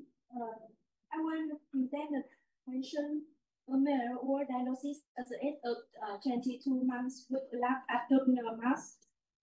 He was admitted to the hospital in June 2024, where the diagnosis was palliative under differentiated sarcoma with the BCOL positive was confirmed. After consultation with the Census Hospital, he started a 6-cycle chemotherapy protocol, the sarcoma ring, from July to November 2024, consisting of isofosfamide and cyclophosphamide. The treatment was delayed due to hematuria and renal impairment. And during that period, the tumor grew go to the size of 105, 63 and 43 millimeters, and facing the left external iliac artery with completed surgical option. And in January 2025, after completing 9 cycles of treatment, the tumor size decreased to 94, 59, and 45 millimeters, and the tumors through is still encased in the iliac artery, leading to the decision for surgery. However, in March 2025, chemotherapy and surgery were postponed for 6 weeks due to prolonged pneumonia. And by this time, the tumor has stability at the size of 19.3, 16.2, and 41 millimeter. And the patient who has the first surgery on March 2025, and where the near total resistance for 98% of the retroperitoneal pelvis was performed, and the pathology report saw the fibro tissue with no residual tumor and clean surgical margin. And following the surgery in April 2025, the post operative CT scan revealed residual mass measuring for 22, 25, and 53 with a poor intensity extending into the L5S1 complement. And the second surgery was done on May, where the tissue was viable and purified, but no vessel or residual tumor were identified. And pathology confirmed the presence of the fibrotic scar tissue and meiosis sarcoma post-treatment with some residual tumor cell. And from July to August 22-25, the patient treatment for the cycle 30-14 of chemotherapy along with radiotherapy, which were complete on 21 August 2025. A free radiotherapy scan show 30 and 50 millimeter residual mass, and the post radiotherapy scan indicates a reduction in the mass to 25, 26, and 53 millimeter with some necrotic area and extending into the L5 and S1. And finally, in the period from the September to October, after radiotherapy, residual lesion measuring 23 and 34 and 60 were detected, still extending into the L5S1 foramen and potential scanning for the left filter and start muscle. And the test CT scan during this time saw no result. We have a point for the discussion. Does the current residual mass represent fibrosis or persistent tumor? And the second question is about should further surgery resistance be considered, or we will continue chemotherapy or observation?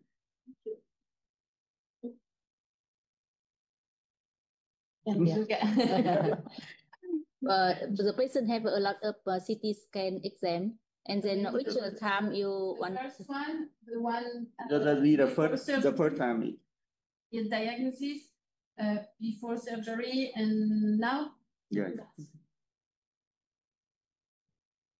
The patient CT scan after diagnosis very last mark on the lower the iliac fossa, you see, on the left side.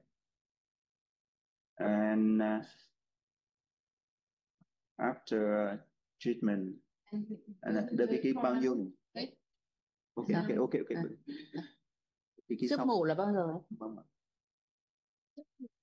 Không thì trước mổ rồi, cái đây là mới mổ rồi, nhưng mà cái sau mổ. Sau mổ là lúc nào? Sau mổ có mổ lần thứ nhất là hôm 25 tháng 3. Năm nào? Sau mổ là 25 năm này á? 2025. 25 tháng 3 là năm 25 gì? 25 tháng 3 là mổ. Mổ. 25 tháng 3. 25 tháng 3 là 1. Rồi thế thì sau mổ là Mổ là tư ạ. tháng 4 thì mình chụp cái tháng 4 đây, 9 tháng 4 đúng không? Tháng 5. Đây là được 9 tháng 4 rồi. các bạn.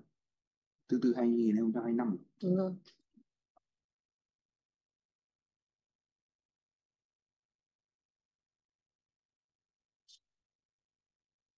This is the post operation. The first operation. The first operation. That is before, No, it's after. after. Yeah. Cô muốn xem một trước cái mổ mà. You have Okay. to just write Tất nhiên nhưng mà sau hóa chất đúng không? Sau hóa chất. the first operation Trước ngày 25 tháng 3. Trước mổ nhưng mà sau hóa chất. It was in March 25 tháng 3. surgery. Đấy. 6 tháng 3 đấy. 6 tháng 3 đấy. Đấy.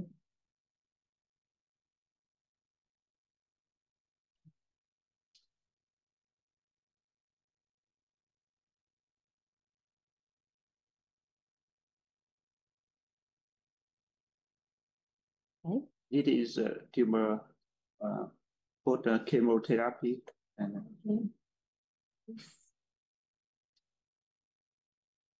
Okay, March. Okay. And in the foramen, can you show us the extension? Because you said there is an extension, right, in the foramen? No, I couldn't see the extension to foramen. You cannot see because it's written extending to the L5-F1 foramen. Extension vào Okay, cái em biết cái lỗ tiếp hợp ấy. Tức là bác bảo là chỉ cái đấy tổn thương vào lỗ tiếp hợp ấy. Như cái này ai đọc nhỉ? Không, tức là lúc đầu là nó có lỗ lúc tiếp đầu hợp. đúng. Bây giờ thì có còn không để thắng. No. Đấy cái lúc này là không. Đấy lỗ tiếp hợp đấy. After chemo, the patient is not extend the foramen. At the beginning have extending to the foramen, but in the after chemo, the patient yeah. Sau hóa chất thì nó không còn. Đúng rồi. Em mở cái phim đầu thôi, so với phim đầu. Phim đầu tiên. To lắm. Nhưng mà xem lỗ chưa được lỗ tiếp hợp rồi. At the beginning. At the diagnosis. Beginning. Yeah.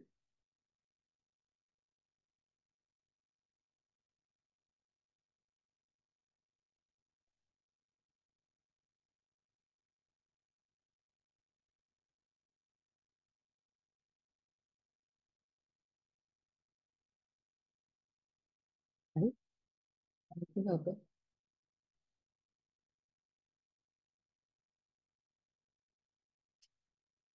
Wow. This one. Yes. It's okay. It's a foramen on the left of the sacrum.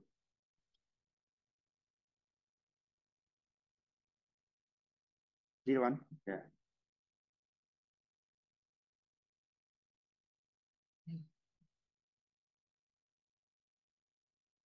Okay, but after chemotherapy, it's better. We couldn't see the tumor extension to the left foramen of the sacrum. It's disappeared after chemo. And at diagnosis, there was nothing in the lung, no metastasis. No metastasis. No metastasis.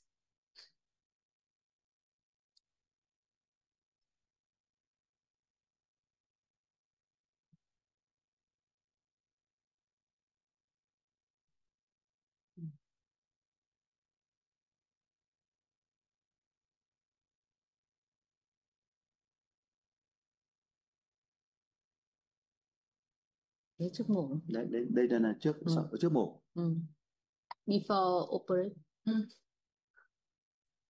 So the tumor has shrunk. Yes, smaller. Yeah.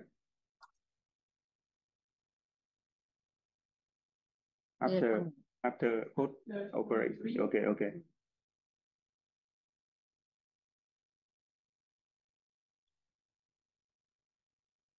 This is the residual mass, you think? Or? That is I think the hematoma. Hematoma? Okay. Okay. And can you see a residue or? Now bây giờ. Is it now? Now? The right, yes.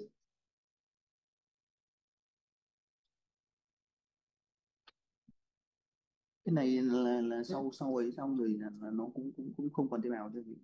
Cái này sau thì sau mổ đấy, gần đây đấy, lại hóa chất tiếp mà. Thì nó mổ lần nữa rồi đúng không? Vâng ạ, bạn ấy mổ lần thứ 2 là hôm 15 tháng 5 ạ.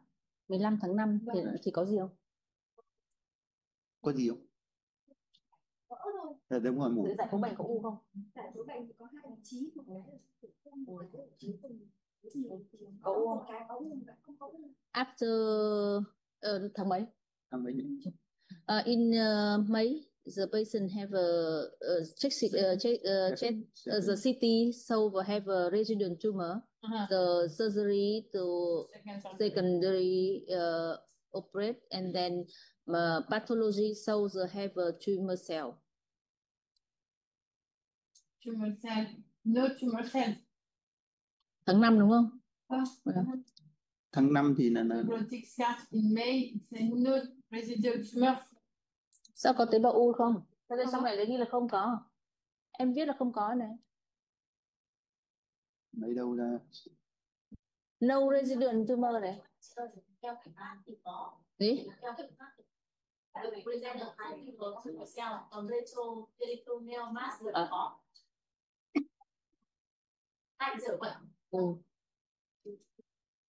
The patient Residual tumor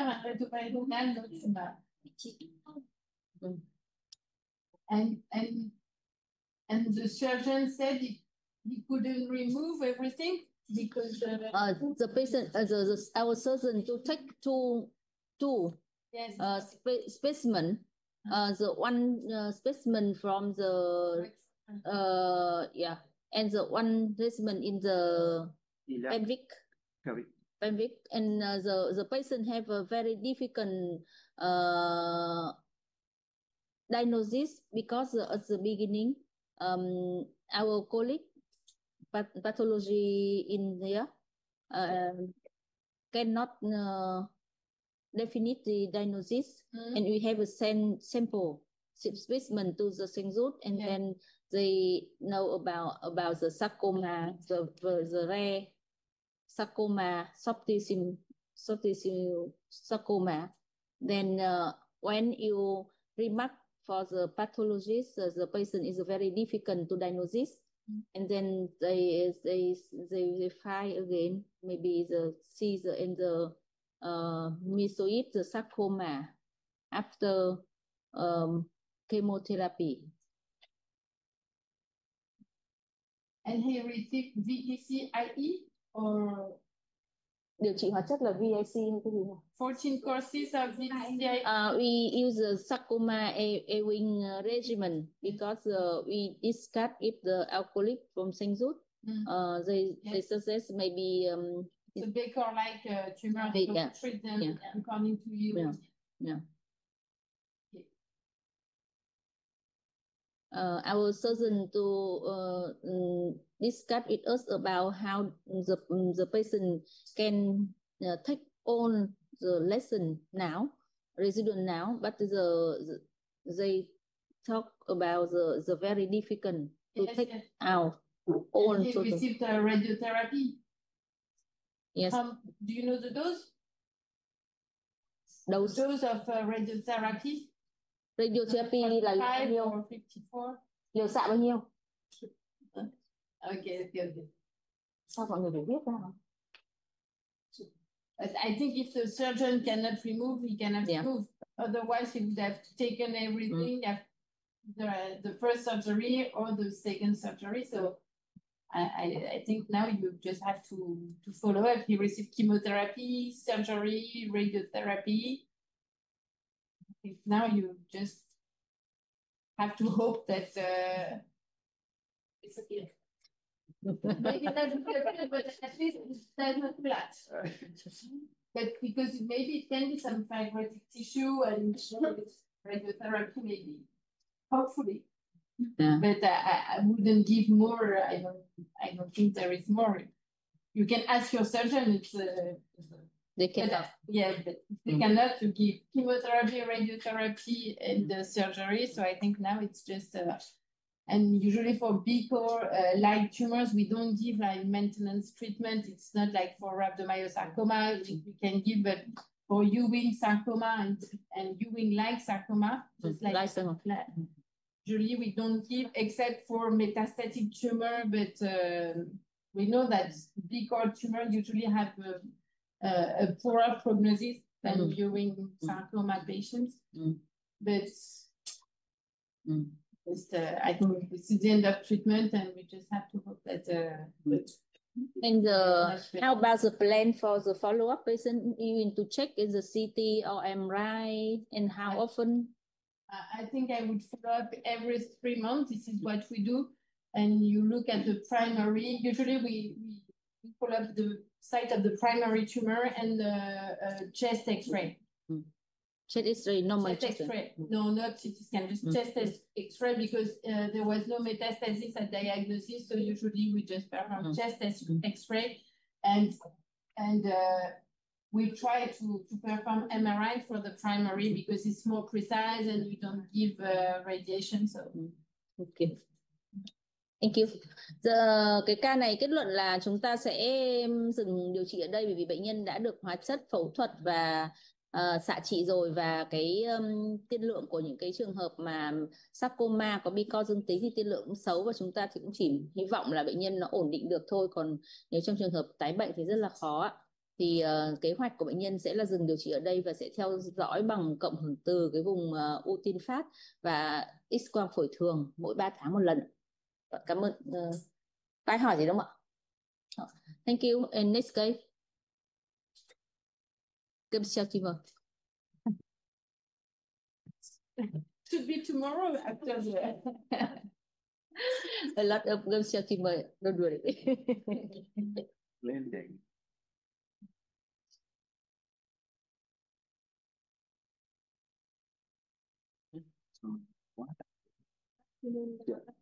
Chị không có, hoặc là có người máy tính.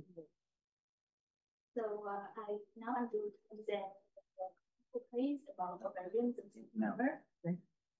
This is a female, 7 years old, and the date of presentation is in October of this year, and her first object complaint is a lower abdomen pain for several weeks.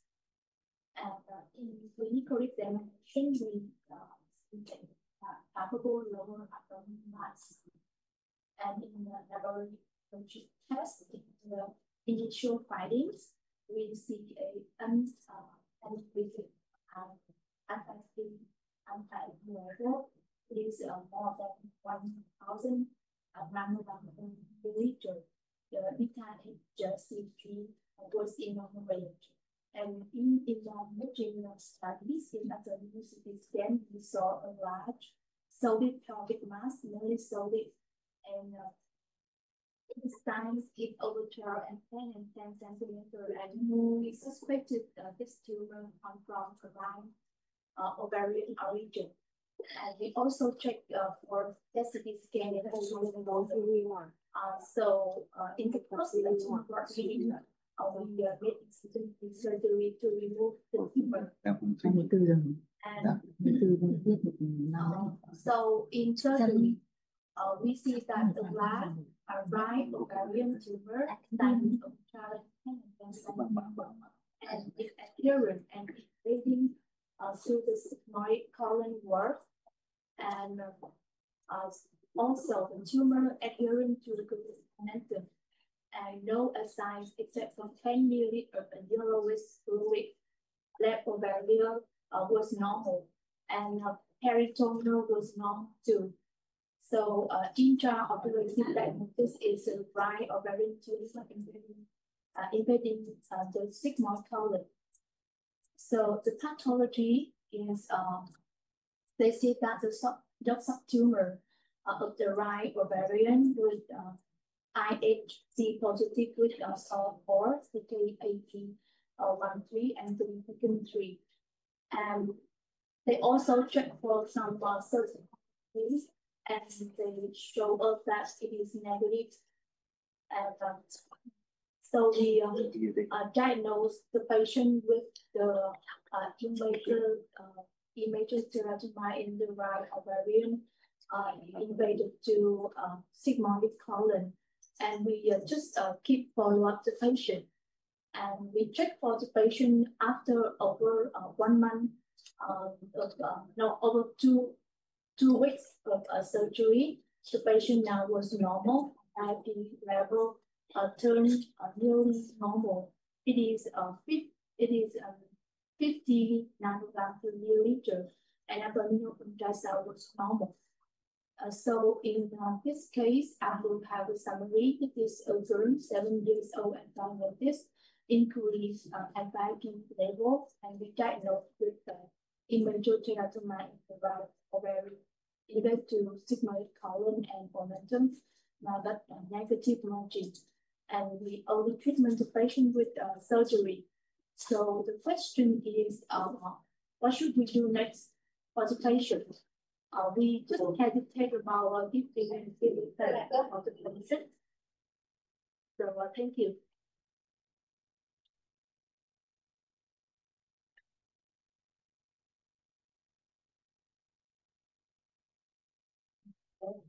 Yes. In this case, although the tumor is in the right ovarian and it just invaded to sigmoid colon, but when we check with the pathology, they tell us that the margin when the surgeon just removed and then the margin was negative. Yeah, so we also check for the abdominal fluid for some malignant cell, but it also negative for malignant tumor too. And we also check for the patient have two lymph nodes around the tumor, and the pathology also checked for it, and it also negative. So and we also talk with the surgeon, and they told that they remove all the tumor with no rupture. Yeah, so in this case, we present the patient with PIVOT step 2. And if with the protocol that we often apply for the patient is the TGN 2013, maybe we will give chemotherapy. But we can see that the patient can remove on the tumor and no rupture and negative margin, and the AFP level decrease a lot after surgery. So we want to have a consultation with you about season for giving chemotherapy for the patient. Thank you. Did I will perform CT scan of the abdomen and the chest CT scan? Abdomen demonstrates the landmark in the abdominal cavity. You see, it is connected to the right ovarian vessel. So I think it the origin from the right ovarian gland. The map, the complex map with the cystic and the soft tissue and the calcification in the side, multiple small calcification, and some fluid, ascitic fluid in the jugular sac. Okay. And on the CT scan, you can see the small lesion on the lower of the right lung. But this lesion, I think about the consolidation because you see small air bronchogram. Yes, small air bronchogram. Yes. I think it's consolidation, not a metastasis. Okay.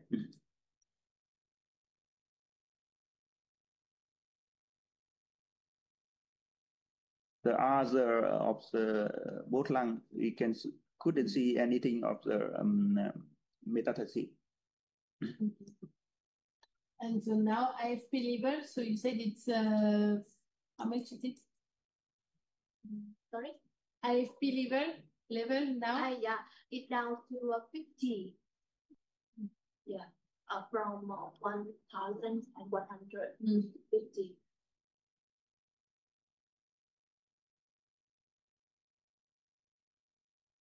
So yes, if you follow TGM13, you can follow up.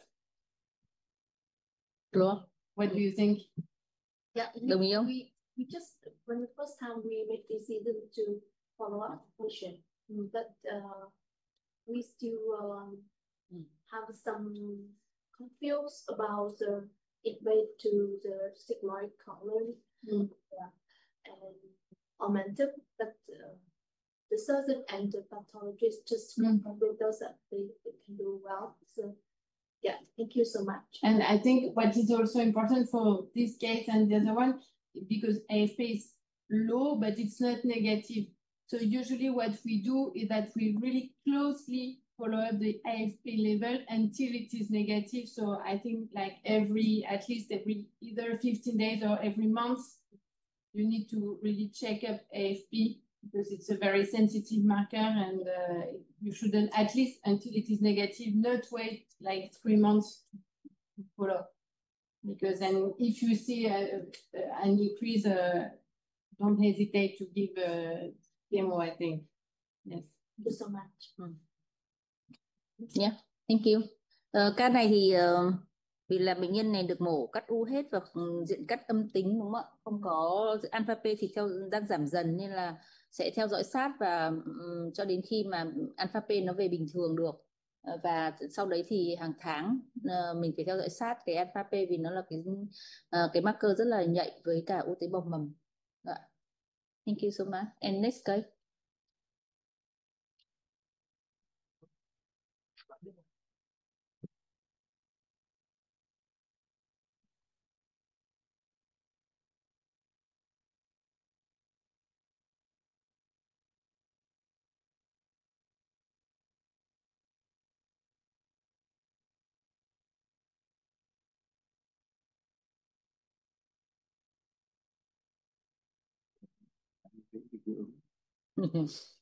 Mình báo là chống này kìa. Thì cuối tuần nó mới hội nghị tinh bộ bom này, tôi mình phải bỏ một tháng. Thì Ngọc mà trong lên một tuần, cho nên một tuần soạn bài. Tiêu như Ngọc Ngọc của CT. Good afternoon, Dr. Sarah. Good weekend. Our patient is now and he is 12 years old at diagnosis. He was admitted because of coughing and he had no respiratory distress syndrome and he had no chest pain. He admitted in March 2025. After chest CT diagnosis, we found acid on the right side, and it's size about 12 centimeters, and it compressed the descending aorta and the femoral artery, the superior vena cava, and the right atrium. And on the abdominal CT, we found only thick lesion in the left pelvic ring, and on the MRI diffusion, we found focal bone extension limitation of T10 vertebral and not pelvic ring. The brain MRI and spinal cord MRI was normal, and the testicular ultrasound was normal. The level of AFP is high, just around 3,000, and level of beta SCD is just about 50. And at the time, he didn't perform cognitive biopsy tumor, and he was given chemotherapy, VIP, and emergency. And then he was diagnosed with mediastinal cell tumor stage 4 with bone metastasis, and he was tested for cause of VIP. Evaluation after treatment or after for cause of VIP, the tumors didn't decrease in size, and it's still quite large, just about 12 centimeters. But the necrotic solid component degree, and the level tumor marker decrease so much, and the just to normal, and there's still bone lesion on pelvic wing on MRI. And other time we discuss with you and we decide to perform PET-CT. The PET-CT scan after focus of VIP, we still found that detected on in the left pelvic bone with increased FEV metabolism, and there's still mediastinal density mass increased FEV metabolism, and other time we decided to continue him with 2 course of ICE, and evaluation after 2 course of ICE, we found that on the chest the mediastinal tumor doesn't decrease so much. It's still size about 11 centimeters, and on the abdominal CT there's still little lesion in the left pelvic bone, but the level of AFP and beta HTT is normal, and we decided to perform biopsy of the pelvic of the left pelvic bone lesion, and the story is no malignant cell, and then we decided to resect mediastinal tumor. He would perform surgery in October 2025, and during surgery, the surgeon found anterior mediastinal tumor on the left midline and a tumor on the right midline, and the surgeon removed the left anterior mediastinal tumor and part of the left pleural, and the right mediastinal tumor and part of the right pleural, and the history after surgery is multiple teratoma with multiple area of necrosis. To summarize, we have a male 12 years old, and he was diagnosed with mediastinal germ cell tumor stage 4 with 1 metastasis, and he was treated with 4 course of VIP and 2 course of ICE, and 3 mediastinal tumor, and the history of the mediastinal tumor now is multiple teratoma with necrosis, and the history of left pelvic bone lesion is no malignant cell, and the level of muscle tumor is normal. And so I would like to have a question: what is the treatment plan for this patient? Should we perform the surgery to remove the lesion in the left pelvic bone, or research follow-up for him? Thank you.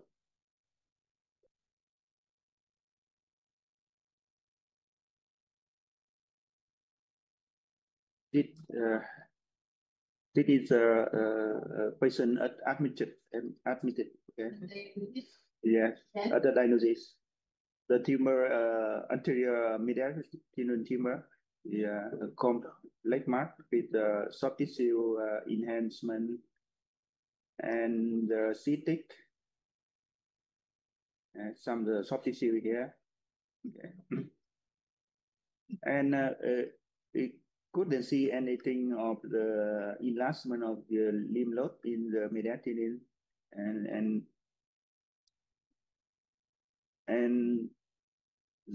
no metastasis to the bone lung, but abdominal CT scan demonstrates the otic lesion on the left iliac. You see the bone destroy of the bone and the soft tissue.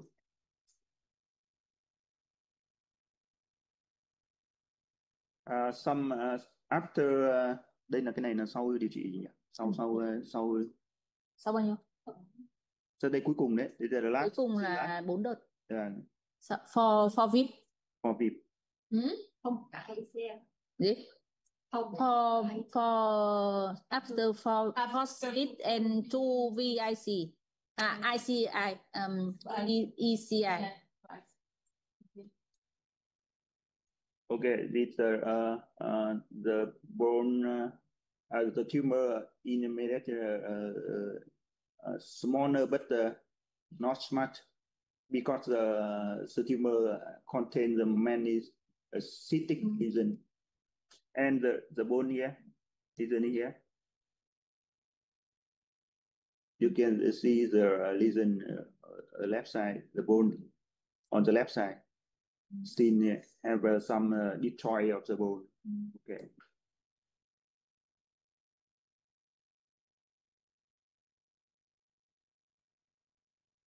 The lung, but we Clear? clear. Okay, okay. And the surgeon could remove all the tumor, right? Yes, yes. And you want to do some more chemo? I think you already received quite a lot of chemo. I think don't need give a chemo, but I would like to ask about the lesson in the bond. We can do the bond or not? I think there is nothing to do in the bone. You already did a biopsy of the bone and you didn't find any cells. And anyway, the treatment of germ cell tumor, and if there are metastases, it's just chemo. You cannot remove, and we are really not sure that that you have still metastasis and AFP is negative. So anyway, just like for Hodgkin lymphoma, you do not treat residual images. I mean, it's just image, doesn't mean that you have active lesion. And even if you had, anyway, you will not remove the bone, or just have to follow up. And I think you already received quite a heavy treatment. So even if we know for that mediastinum germ cell tumor have a poor prognosis than other germ cell tumors, so it was the right thing to give him 4 VIP. Sometimes we also give like a kind of intensified VIP with the autologous stem cell transplant. But I think you already received 4 VIP and 2 ICE. AFP is negative. But yeah, there is nothing. Which case we need the hydrochemotherapy and autologous stem cell transplant? Especially for either metastatic or mediastinum germ cell tumor, when you don't have a good decrease of the AFP levels, you can give autologous stem cell transplantation with but it's the same molecule. It's also it's with this platinum and ifosfamide. It's the same, but it's just the dose that is increased.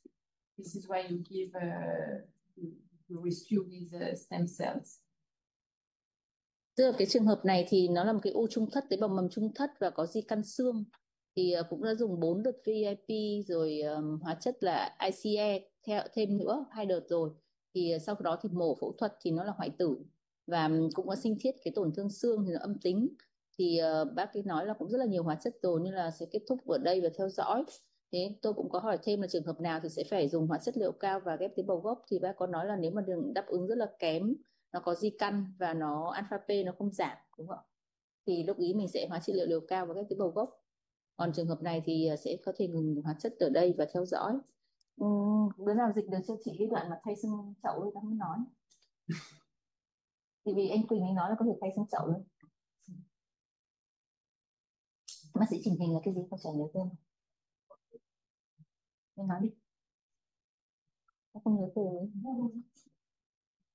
Không, anh Quỳnh ấy bảo là với những trường hợp nó như thế này thì nó có thể nó làm mất vững của xương chậu, nên là có thể thay xương chậu được, nhưng mà chị không biết gì, không biết nói. Quỳnh có mổ xương đâu. Quỳnh mổ xương, Quỳnh ở bên Singapore cơ. Được Quỳnh mình. Mình đứa nào nói đi.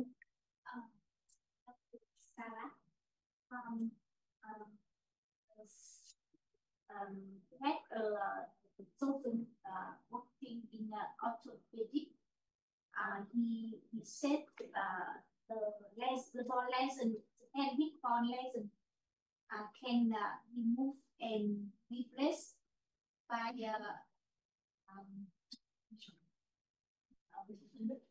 because the lesson is not the construct of the bond is not the pelvic bone is not good, and he success maybe because the patient is a teenage, they can find the xương nhân tạo là cái gì gọi là gì? I want to remove and change the nhân tạo là gì? Artificial structure bond to keep to change the lesson the bond lesson. Do you think is a need or not? the orthopedists want to remove what part? Yeah, remove the pelvic bone. Okay.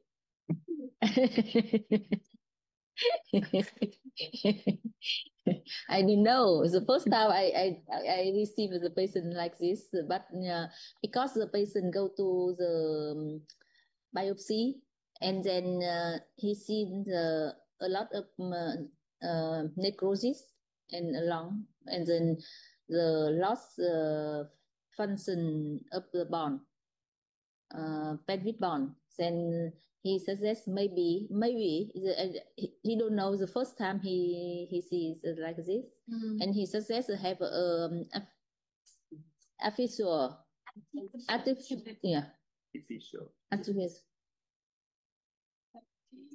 Chấm kia từ gì?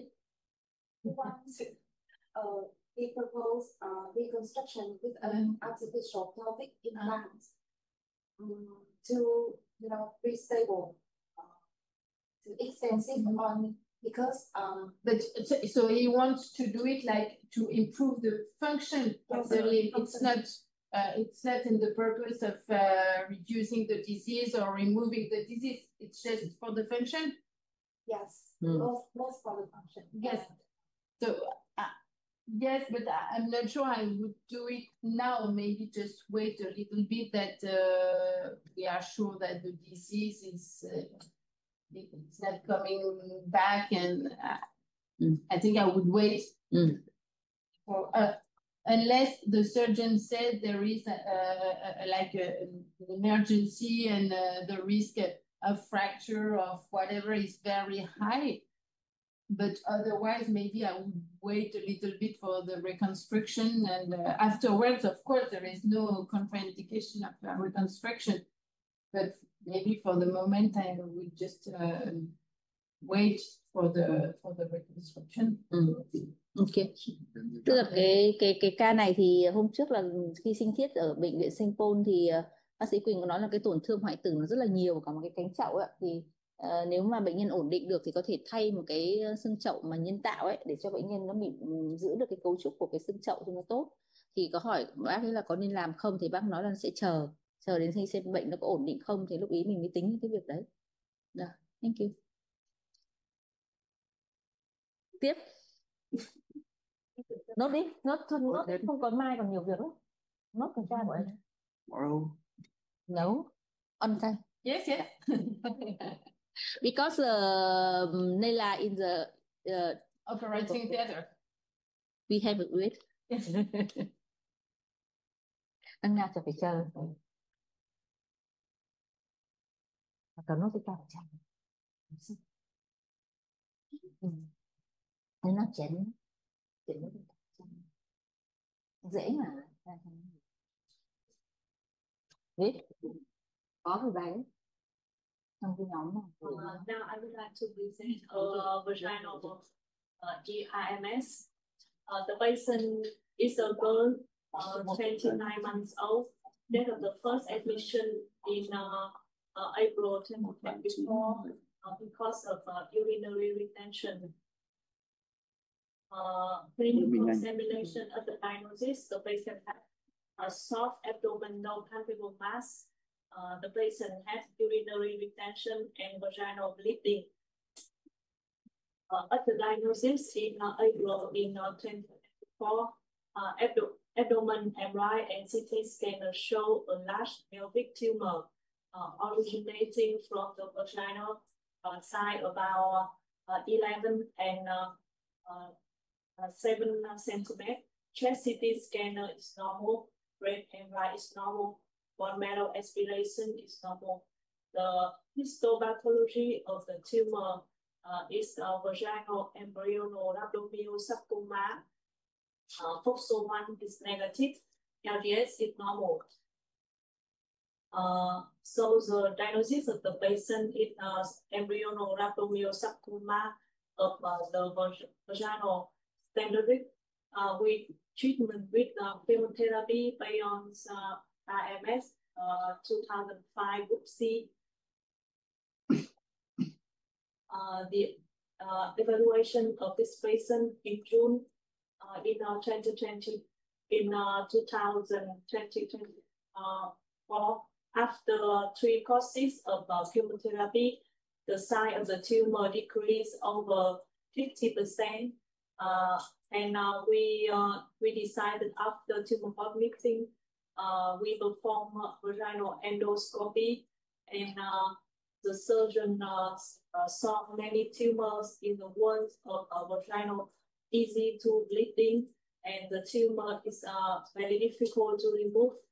So we keep using chemotherapy, and we consulted with radiologists about radiotherapy.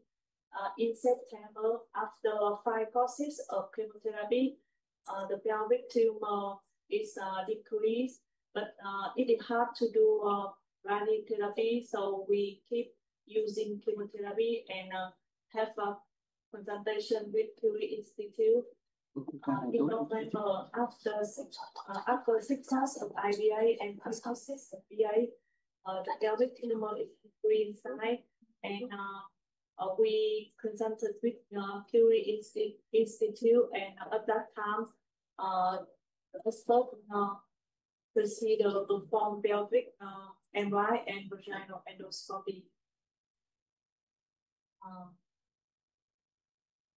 In January 2025, the MRI saw a pelvic tumor suspected invasion of the posterior left vaginal wall. Vaginal endoscopy saw multiple tumor masses of various sizes with more progression than the previous evaluation. Laparoscopic ovarian suspension surgery finding show a mass in the subperitoneal left side of vaginal corresponding to the largest tumor detected during vaginal endoscopy, and the tumor invaded the peritoneum surface overlying the mass. Partial adhesion of the left ureter to the tumor was suspected. We performed tumor board meeting, and we decided to hysterectomy and partial vaginectomy, followed by radiotherapy, treatment with VNT chemotherapy regimen while awaiting surgery and radiotherapy. In February in 2025, we performed hysterectomy and almost of posterior vaginal wall. The pathology is embryonal rhabdomyosarcoma post-treatment with residual tumor below 15%, surgical remain positive. After surgery, we perform vaginal radiotherapy and 10 courses of VNT. Now, vaginal MRI, so the posterior vaginal wall is highly thickened and show by enhancement, small bilateral immunogenic node. Summarize, a girl 29 months old with diagnosis of vaginal embryonal rhabdomyosarcoma standard. The treatment for her is chemotherapy based on RMS 2005 standard, with 9 courses of chemotherapy. After that, we perform surgery and radiotherapy and 10 course of VIT, conservative surgery and radiotherapy. This play was difficult, so the surgery was being delayed for 2 months. So the question for this patient is, should we stop the treatment or give more chemotherapy for her?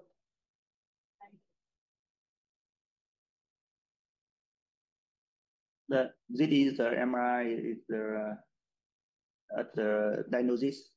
The last mark in the vaginal tumor here, very last soft tissue tumor.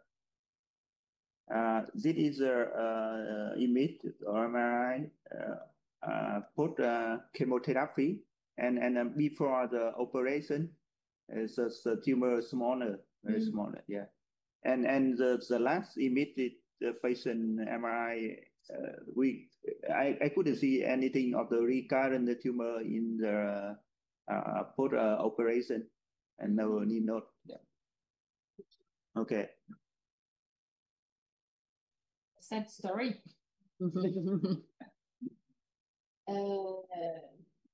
Regarding VIT, I think you can do. How is the tolerance? Does she have any side effects of the chemo? Yes, see a good tolerance with VIT. Good tolerance. Vomiting. No infection. I think you can go for 2 more so that you have 12 as a whole, and yes.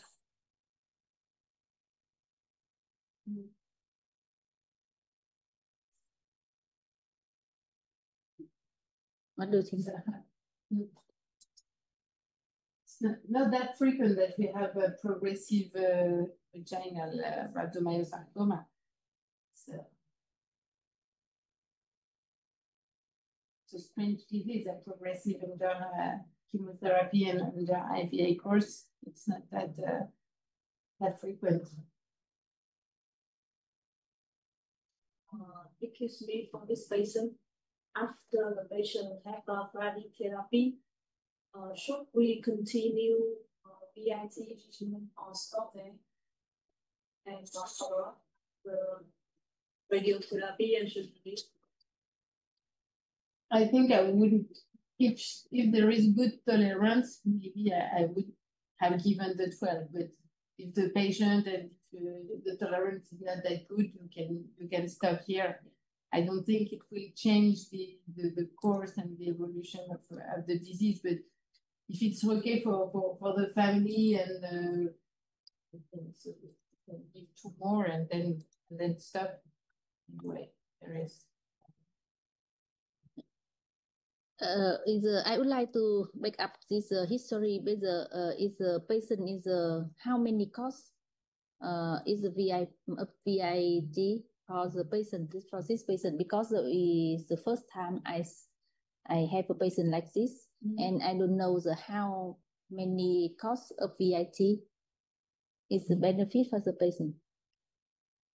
Just, as we saw in the FARMS protocol for relapsing patients, it's 12 courses. So, and usually it's quite well tolerated. We have some patients in the past, we used to give them sometime for 18 courses, 18 months of VIT. Usually it's pretty well tolerated, and you don't have so many long-term consequences of this kind of chemo.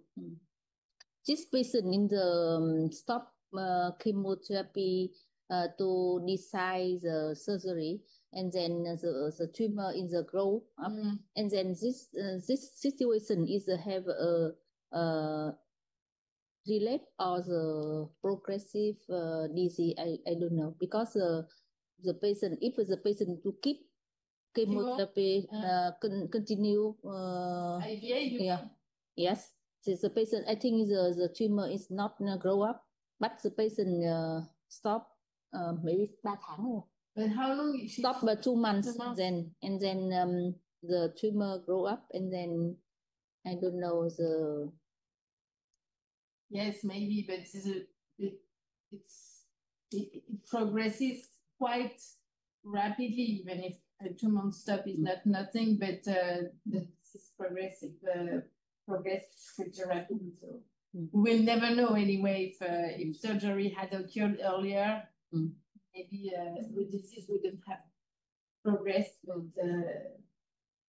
yes, but it's sad that she had to have this surgery, this very large surgery and non-conservative surgery and brachytherapy. So the risk also for her is that I think the problem is not the VIT. The problem is that the local treatment and her life later after this local treatment is very, very heavy local treatment with surgery and brachytherapy.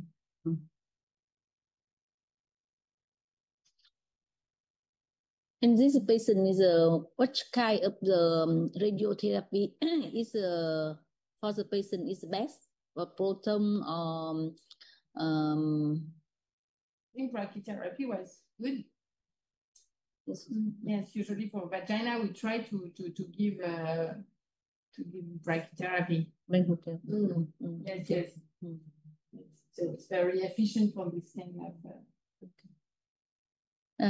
Cái ca này thì cũng rất là khó, bởi vì là bệnh nhân có 2 tháng ngừng điều trị hóa chất để quyết định xem có phẫu thuật hay không, nên là bệnh nó có tiến triển và chúng tôi cũng phải dùng thêm hóa chất sau mổ cho bệnh nhân là VIT, tức là cái điều trị như kiểu bệnh kháng trị hoặc là tái phát ạ.